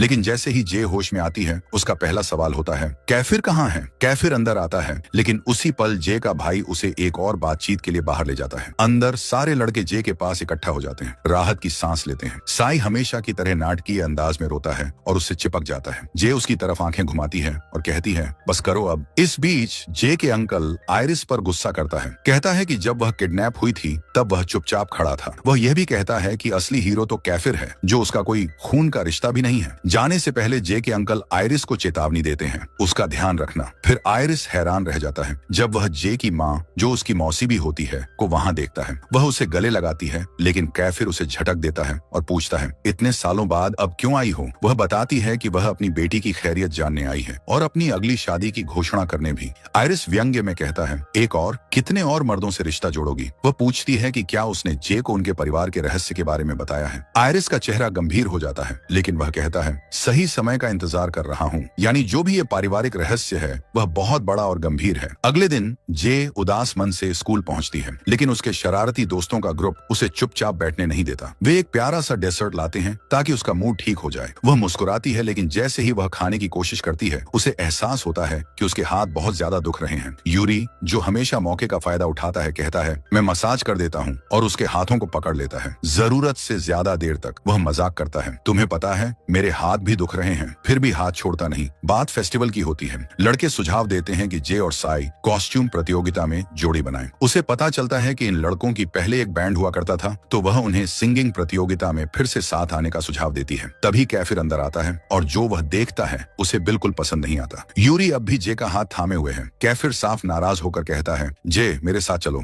मुझे तुमसे कुछ बात करनी है। यूरी की शक्ल उतर जाती है, उसे पता होता है कि मामला क्या है। कैफिर उसे स्कूल के एक छिपे हुए म्यूजिक रूम में ले जाता है, जो ट्रॉफियों, यादों और फोटो से भरा हुआ है। जे चकित रह जाती है, लेकिन तभी उसे अपने अंकल की एक तस्वीर दिखती है। कैफिर समझाता है कि उसका अंकल एक समय में उनके सेक्शन का लीजेंडरी लीडर हुआ करता था। फिर वह पूछता है, अब जब तुम भी हमारी टीम का हिस्सा हो, क्या तुम भी अपनी तस्वीर जोड़ना चाहोगी? वह हंसता है और जे का दिल हल्का सा उछल जाता है। वह उसे बस देखती रह जाती है, फिर संकोच के साथ थैंक यू कहती है। क्लास में वापसी पर पूरा हंगामा मचा होता है। लड़कों ने उसके लिए एक वेलकम बैक पार्टी रखी होती है, म्यूजिक, डांस और सब कुछ। यूरी गा रहा होता है, लड़के बेल्ट्स में लिपटे पागलों की तरह नाच रहे होते हैं। लगता है जैसे स्कूल डांस क्लब में बदल गया हो। और हैरानी की बात यह है कि वे अच्छे भी लग रहे होते हैं। जे जोर से हंस पड़ती है, खासकर तब जब साई गाना गाने लगता है। लेकिन असली हादसा तब होता है जब कैफिर अपनी जैकेट उतारकर गाने में शामिल होता है और वह सीधे जे की तरफ देखता रहता है। और हम सब जानते हैं इसका मतलब क्या है। जे पूरी तरह शर्मा जाती है और कहती है, तुम लोग बैकअप डांसर बन सकते हो, भविष्य उज्जवल है। इसके बाद वे लोग फेस्टिवल के टास्क बांटते हैं, कोई सिंगिंग करेगा, कोई सफाई, कोई डांस। जे चिंता जताती है, साई कैसे डांस और कॉस्ट्यूम दोनों में भाग लेगा? लड़के उसे आश्वस्त करते हैं, सब हो जाएगा। फिर वे यूरी को सिंगिंग प्रतियोगिता में भाग लेने के लिए कहते हैं, क्योंकि उसकी आवाज सबसे अच्छी है। यूरी यूरी कहता है, मैं बाद में सोचूंगा। फिर वे जे से पूछते हैं, तुम घर किसके साथ जाओगी, यूरी या कैफिर के साथ? वह किसी को चुनने से इनकार करती है और समझदारी से कहती है, मैं अकेली चली जाऊंगी। अगले दिन जे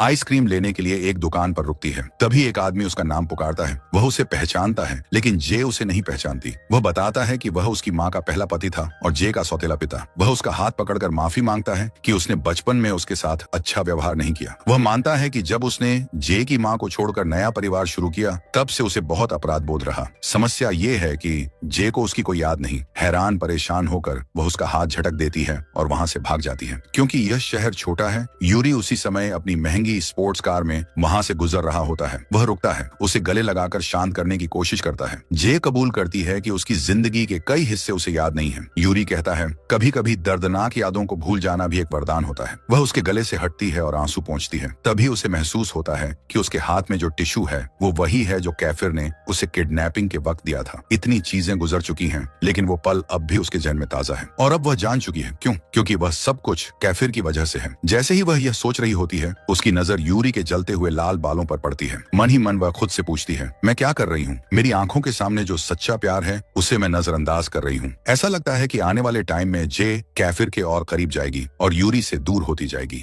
जे उत्साह से भरी हुई है। त्योहार में सबसे ज्यादा जोर से चीयर कर रही है। वह अपना समय भरपूर एंजॉय करती है, जब तक कि डेविड और साई आकर उसे चिढ़ाने नहीं लगते और उसका खाना छीनने की कोशिश करते हैं। वह उन्हें डांटते हुए याद दिलाती है कि वो लोग इतने अमीर हैं कि अपना खाना खरीद सकते हैं। जल्द ही दोनों चले जाते हैं, जिससे जे को एहसास होता है कि वह अकेली है, एकदम एक टिपिकल सिंगल इंसान की तरह। अपना मूड ठीक करने के लिए वह आइसक्रीम खरीदती है और एक गेम की तरफ देखती है जो वह खेलना चाहती है। इसी दौरान कैफिर उसकी वीडियो बनाता है। पहले तो वह चिढ़ जाती है, लेकिन फिर वह देखता है कि जे उस टेडी बियर प्राइज को चाहती है। कैफिर उसे जीतने की कोशिश करता है, लेकिन बुरी तरह फेल हो जाता है। उसकी भरपाई करने के लिए वह वादा करता है कि वह म्यूजिक कंपटीशन जीतेगा, सिर्फ उसके लिए। उस रात जे और कैफिर की सिक्योरिटी शिफ्ट साथ में होती है। जे अपना पसंदीदा गाना गुनगुना रही होती है, लेकिन जब कैफिर उसकी माँ के बारे में पूछता है, उसका मूड एकदम बदल जाता है। वह इस बारे में बात नहीं करना चाहती। कैफिर इसके उलट भावना व्यक्त करता है। वह खुलकर अपने जज्बात बताता है। अचानक एक क्लासमेट अजीब बर्ताव करते हुए उनके पास आता है। वे उसके पास जाते हैं, लेकिन पास में एक डरावना गुड़िया देखते हैं और दोनों जोर से चिल्लाते हुए भाग जाते हैं। यहाँ तक कि कैफिर भी, जो आमतौर पर बहादुरी दिखाता है। अगले दिन स्कूल की बास्केटबॉल टीम एक प्रतिद्वंद्वी टीम से मुकाबला करती है। शुरू में टीम मुश्किल में होती है, लेकिन जे, जो यूरी और कैफिर के बीच बैठी होती है, मजाक में कहती है कि वह लकी है, इतने हैंडसम लड़कों से घिरी होने के कारण। जब आखिरकार एक फाउल कॉल होता है, उनकी टीम को वापसी का मौका मिलता है। जे फेलिक्स को खेलते देखने के लिए उत्साहित होती है और कोच को उसे मौका देने के लिए मनाती है। फेलिक्स खेल में उतरता है और आखिरी सेकंड में विनिंग शॉट मारता है। पूरी टीम जश्न मनाती है और उसे कंधों पर उठा लेती है और जे ये पल एंजॉय करती है, यूरी और कैफिर जैसे लकी चार्म्स के साथ। बाद में डॉर्म में लड़के अपकमिंग डांस परफॉर्मेंस की प्रैक्टिस करते हैं। साई घबराया हुआ दिखता है, लेकिन जब उसकी क्रश रॉकी वहां आती है तो वह हिम्मत जुटाता है और उसे डेट पर ले जाता है। जे ये देखकर थोड़ी अकेली महसूस करती है, एक बार फिर सिंगल होने का एहसास। तभी उसका एक्स बॉयफ्रेंड सालेम आता है और उससे एक फेवर मांगता है, लेकिन जे उसे पूरी तरह इग्नोर कर देती है। वहीं दूसरी ओर फेलिक्स जे को धन्यवाद देता है कोच को मनाने के लिए और उसे एक सीक्रेट पार्टी में इनवाइट करता है, जो बास्केटबॉल कैप्टन होस्ट कर रहा है। अगले दिन डांस कंपटीशन शुरू होता है। डॉर्म की टीम शानदार परफॉर्मेंस देती है। त्योहार की होस्ट, जो एक कुख्यात बुली है, शुरू में उनकी तारीफ करती है क्योंकि वो उसकी क्लासमेट्स हैं, लेकिन जब उसे पता चलता है कि टीम का नाम जेज वॉरियर्स है, तो वह उनका मजाक उड़ाने लगती है और जे को शर्मिंदा कर देती है। असल में कैफिर और जे ने टीम का नाम रखा था। जे हैरान होती है, लेकिन टीम पहले से स्टेज पर होती है, इसलिए उसे मजबूरन नाम स्वीकार करना पड़ता है। सबको चौंकाते हुए परफॉर्मेंस सुपरहिट होती है। ऑडियंस जोर से चीयर्स करती है, लेकिन बुली फिर भी उनकी सफलता को स्वीकार नहीं करती। इसके बावजूद उनकी परफॉर्मेंस इतनी शानदार होती है कि कोई शक नहीं रहता कि वे बेस्ट में से एक थे।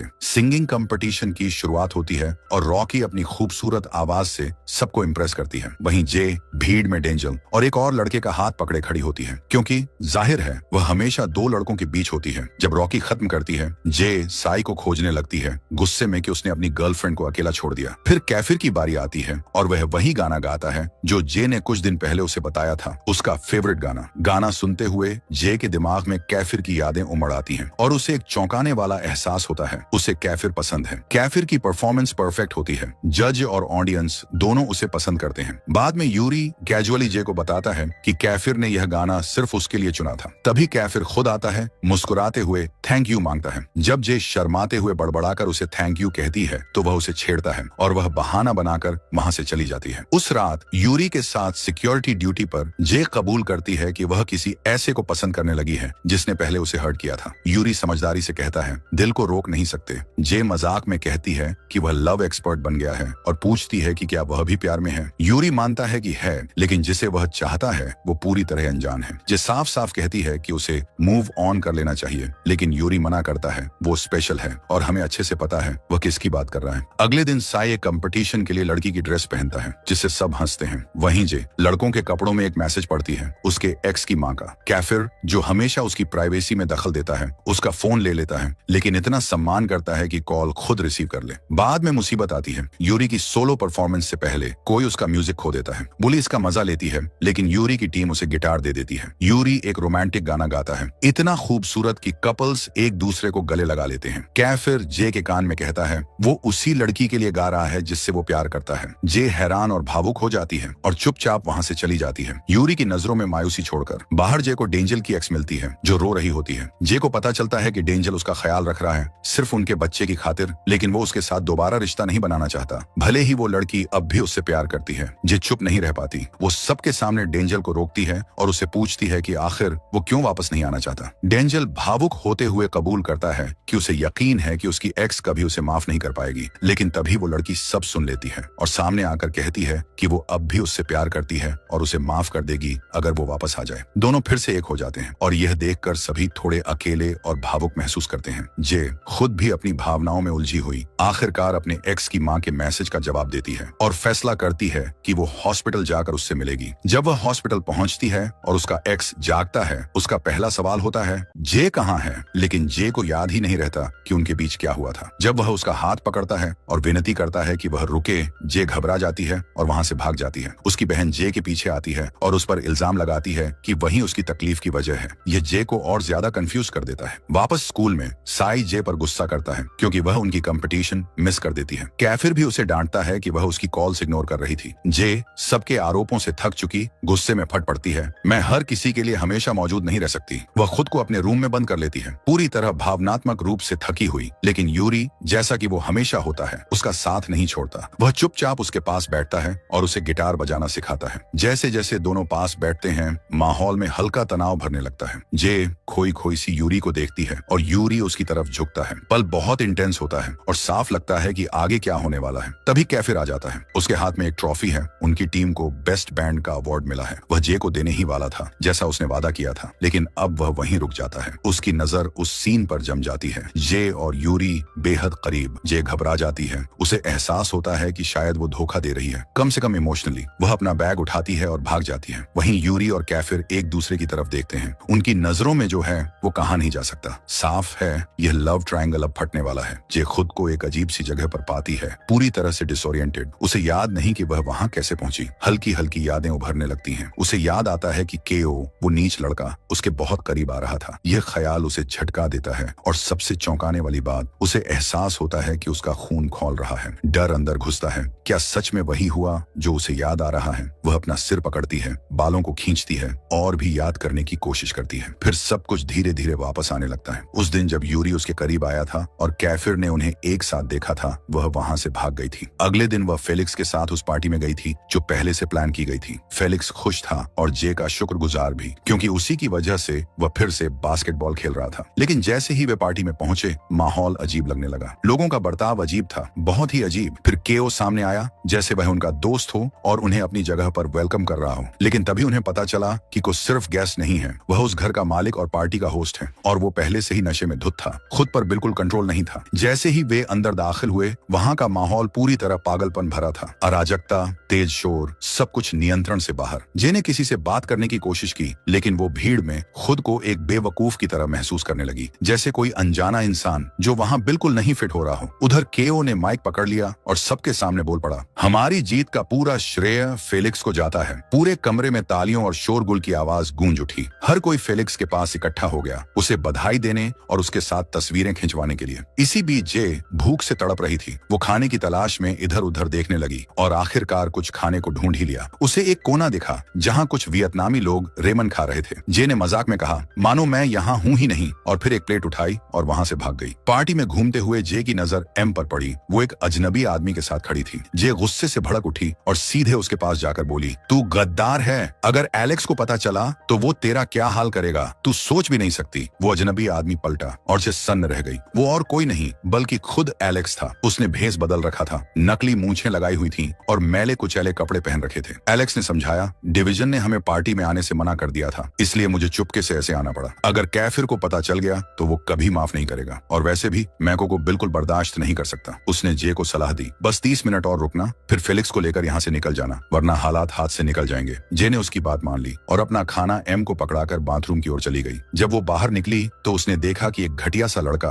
उस पर लाइन मारने की कोशिश कर रहा है। जे कुछ कर पाती इससे पहले ही केओ आ गया और उस लड़के को रोक दिया। गुस्सा मत हो, सब ठीक है, केओ ने नर्म लहजे में कहा। फिर उसने जे से बातचीत शुरू की, इतने दोस्ताना और आराम से कि जे को पता ही नहीं चला कि वो उसकी बातों में फंसती जा रही है। फिर अचानक केओ ने उसे एक ड्रिंक पकड़ाई। जे ने बिना ज्यादा सोचे एक घूंट पी लिया। अगले ही पल सब कुछ घूमने लगा, दुनिया उसकी आंखों के सामने हिलने लगी। नीचे जाकर उसने देखा फेलिक्स जमीन पर पड़ा था, बुरी तरह पीटा हुआ, अधमरा। फेलिक्स की आवाज कांप रही थी, हमें धोखा दिया गया, ये सब एक जाल था, तुम्हें भागना होगा। लेकिन वो वाक्य पूरा कर पाता इससे पहले ही जे की नजर धुंधली होने लगी और वो बेहोश होकर गिर पड़ी। जब जे को होश आया वो वर्तमान में थी और उसे कुछ भी याद नहीं आ रहा था। वो गुस्से में थी, डरी हुई थी और उसने फैसला किया कि अब उसे ये जगह छोड़ देनी चाहिए। उसने देखा पूरा घर एकदम साफ सुथरा था, जैसे वहां कोई था ही नहीं, ना कोई इंसान ना कोई शोर। तभी कोई पीछे से उसके पास आया। जे चौंक कर पलटी और देखा कि उसके सामने एक नौजवान लड़का खड़ा था। उसके चेहरे में कुछ ऐसा था जो बहुत जाना पहचाना लग रहा था। वो लड़का उसे कैफिर की याद दिला रहा था। तुम्हें उसके छोटे भाई को देखना चाहिए, उसने कहा। फिर समझाया कि कॉल और उसका दोस्त स्विमिंग पूल के पास बाहर बैठे थे। उसने सुझाव दिया कि जे जाकर उनसे मिले। जे जब बाहर गई तो देखा कि सब आराम से बैठे थे, मस्ती कर रहे थे, सिवाय फेलिक्स के, जो कल रात की पिटाई से बुरी तरह थका और टूटा हुआ लग रहा था। जे तुरंत उसके पास दौड़ी और फेलिक्स ने बताया कि असल में इसी ग्रुप ने हमें बचाया था। पीछे से यूरी और कैफिर भी आ पहुंचे। कैफिर ने हाथ सीने पर बांधे हुए ठंडे लहजे में पूछा, तुम उस पार्टी में गई ही क्यों थी? जे ने झिझकते हुए जवाब दिया, मुझे याद ही नहीं है। और तुम्हें पता कैसे चला कि हम कहाँ हैं? कैफिर बोला, एलेक्स ने मैसेज भेजा था, उसे तुम नहीं मिली और वो परेशान हो गया। उसका दिल नरम है ना, इसलिए उसने अपने लोगों को इकट्ठा किया और हमें भेजा। जे का गुस्सा भड़क उठा। ठीक है, बताओ मेरे कपड़े किस कमीने ने बदले? फिर उसने तड़पते हुए पूछा, और क्या तुमने मुझे देखा?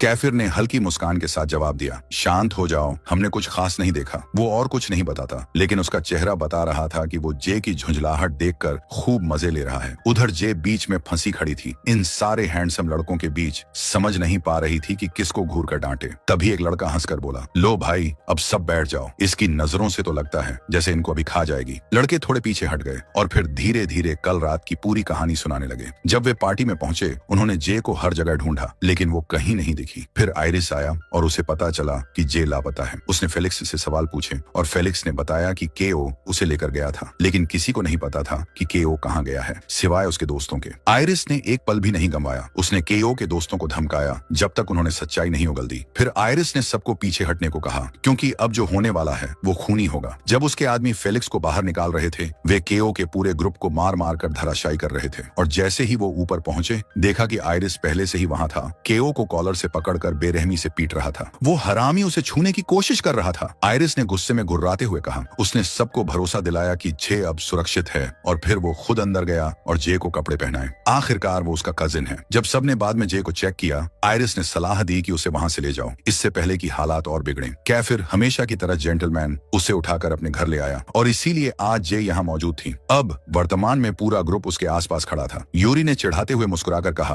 तुम्हें वो पसंद है ना? सीधा कैफिर को छेड़ते हुए। कैफिर ने आंखें घुमाई। तू पागल है, लेकिन यूरी पीछे नहीं हटा। तू डरपोक है, अपने दिल की बात मान ही नहीं सकता। उसने फिर सलाह दी, तू जे को हमारे मिशन से अलग कर दे, इससे पहले कि चीजें खतरनाक हो जाएं। लेकिन कैफिर हमेशा की तरह जिद्दी इनकार कर देता है। मुझे उससे प्यार नहीं है, वो साफ कहता है। मैं अपनी प्लानिंग पर टिका हूँ। लेकिन जैसे ही उसने कप पकड़कर भींचा उसकी पकड़ इतनी टाइट थी कि कप टूट गया। यूरी चुप हो गया, कुछ पल के लिए खोया हुआ। उसे वो रात याद आ गई जब वो जे के साथ पहरेदारी पर था। उस रात जे ने उसे सीधे पूछा था, क्या तुम मुझे पसंद करते हो? क्या तुम्हारे दिल में मेरे लिए कुछ है? यूरी ने लंबी सांस ली थी और जवाब दिया था, मैं तुमसे झूठ नहीं बोल सकता, लेकिन मैं इजहार स्वीकार भी नहीं कर सकता और इनकार भी नहीं कर सकता।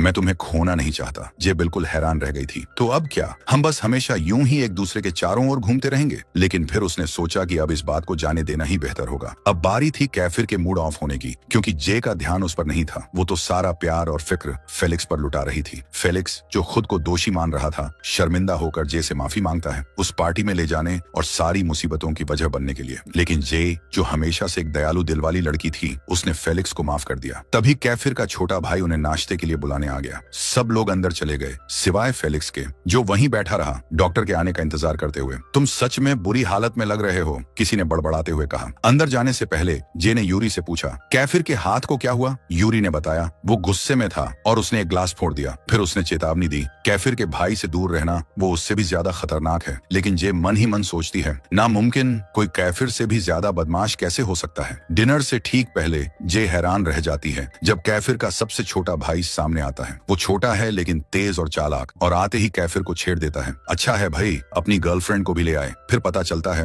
ये छोटा शैतान भी अपने बड़े भाई जैसा ही चालाक है, क्योंकि वो यूरी की छोटी बहन को डेट कर रहा है। तो जाहिर सी बात है, सब उसे घेर कर चिढ़ाना शुरू कर देते हैं। इतनी जल्दी ये सब? अभी तो तू बच्चा है। जे को बेचैनी होने लगती है। उसे लगने लगता है कि अब उसे जल्दी घर जाना चाहिए। उसके घर वाले उसे लेकर जरूर चिंतित होंगे। कैफिर उसे भरोसा दिलाता है, उन्हें पता है तुम कहाँ हो। माहौल हल्का करने के लिए यूरी उस छोटे भाई को एक फोन देता है। लो, मेरी बहन को कॉल करो, वो तुम्हें ढूंढ रही थी। फिर मजाक में कहता है, क्या हमने पहले ही ये बात नहीं की थी? तू अभी इन चक्करों के लिए छोटा है। और फिर पलट कर सबको सुनाता है, असल समस्या तो तुम सब हो। इन दोनों की मदद करके हरामी हो सारे के सारे। अगले दिन स्कूल में छुट्टियों से पहले का आखिरी पीरियड था और स्कूल की तरफ से एक छोटा सा विदाई प्रोग्राम रखा गया था। बेशक सारे छात्र उत्साहित थे, खास तौर पर जे ने साई से पूछा, क्या तुम वाकई में एग्जाम में फुल मार्क्स लाए? साई ने लापरवाही से कंधे उचकाते हुए कहा, मुझे क्या फर्क पड़ता कि आया या नहीं? जे ने उसे निकम्मा कहकर चिढ़ाया, तुम्हारे जैसे तो परफेक्ट स्कोर ला ही नहीं सकते। फिर उन्होंने एक डील की, अगर साई ने सच में परफेक्ट स्कोर लाया हो तो जे उसे डिनर पर ले जाएगी और खुद पैसे खर्च करेगी। साई ने तुरंत स्टेक्स और बढ़ा दिए। ठीक है, फिर तुम अपने बाल कलर करवाओगी। जे चौंकी, लेकिन स्कूल में बाल ढाई करवाना मना है। साई ने मुस्कुराते हुए जवाब दिया, अच्छा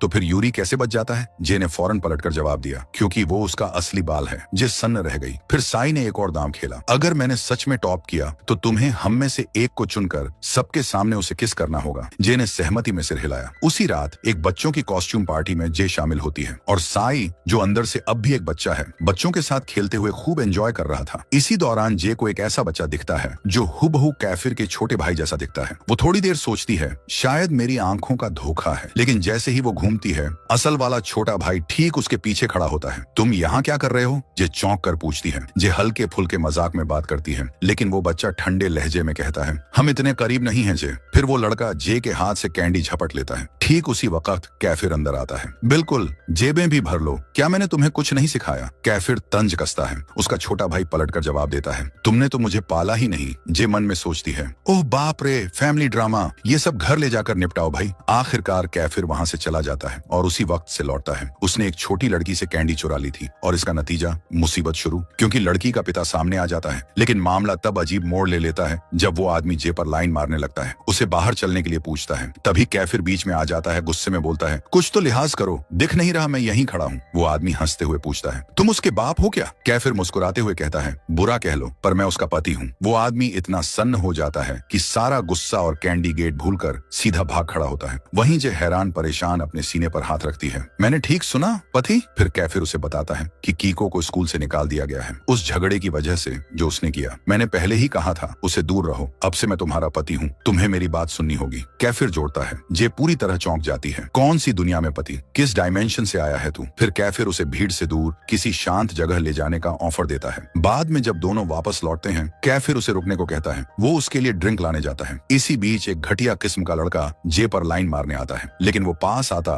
उससे पहले ही नीली आंखों वाला एक हैंडसम लड़का सामने आ जाता है और उस बदतमीज को दूर धक्का देता है। जब वो लड़का अपना नाम बताता है, जे चौंक जाती है। उनका सरनेम भी एक ही है। वो मुस्कुराकर कहता है, मुझे पता है तुम्हारे मन में कई सवाल हैं, लेकिन उन्हें बाद में पूछना। वो जे का नंबर लेता है और वहां से चला जाता है। तभी कैफिर वापस आता है, उसे ड्रिंक पकड़ाता है और दोनों बैठ जाते हैं परफॉर्मेंस देखने के लिए। एक लड़की जो कैफिर को लगातार घूर रही होती है, जे को थोड़ी जलन होने लगती है, लेकिन वो खुद को संभालती है। उधर साई खुल्लम खुल्ला और बेशर्मी से लड़कियों से फ्लर्ट कर रहा होता है। जे मन ही मन सोचती है, अगर रॉकी यहाँ होती तो उसे कॉलर से खींचकर बाहर ले जाती। गुस्से में वो कैफिर को कंधा मारती है। अगर डांस करने का इतना ही शौक है तो जा, तुम्हें लोगों का ध्यान चाहिए ना। वो कुछ कहता उससे पहले ही एक लड़की उसका हाथ पकड़कर डांस फ्लोर पर ले जाती है। जे साइड में खड़ी एकदम अजीब सी लग रही थी। वो खुद डांस करती है लेकिन पूरा तालमेल बिगड़ा हुआ, जैसे कोई इधर उधर हाथ पैर मार रहा हो। फिर भी कैफिर के लिए वो सबसे मनोरंजक चीज थी जो उसने देखी हो। वो मुस्कुराता हुआ उसके पास आता है। तुम्हें मेरे साथ डांस करना चाहिए। जैसे ही वो दोनों डांस करने लगते हैं, म्यूजिक बदलकर स्लो डांस में तब्दील हो जाता है कपल्स के लिए। कैफिर झुकता है, क्या मुझे ये डांस मिलेगा? जे थोड़ी झिझकती है, फिर धीरे से सिर हिला देती है। जब वो साथ मूव करने लगते हैं, जे अपने हाथ उसके कंधों पर रखती है। मन ही मन सोचती है,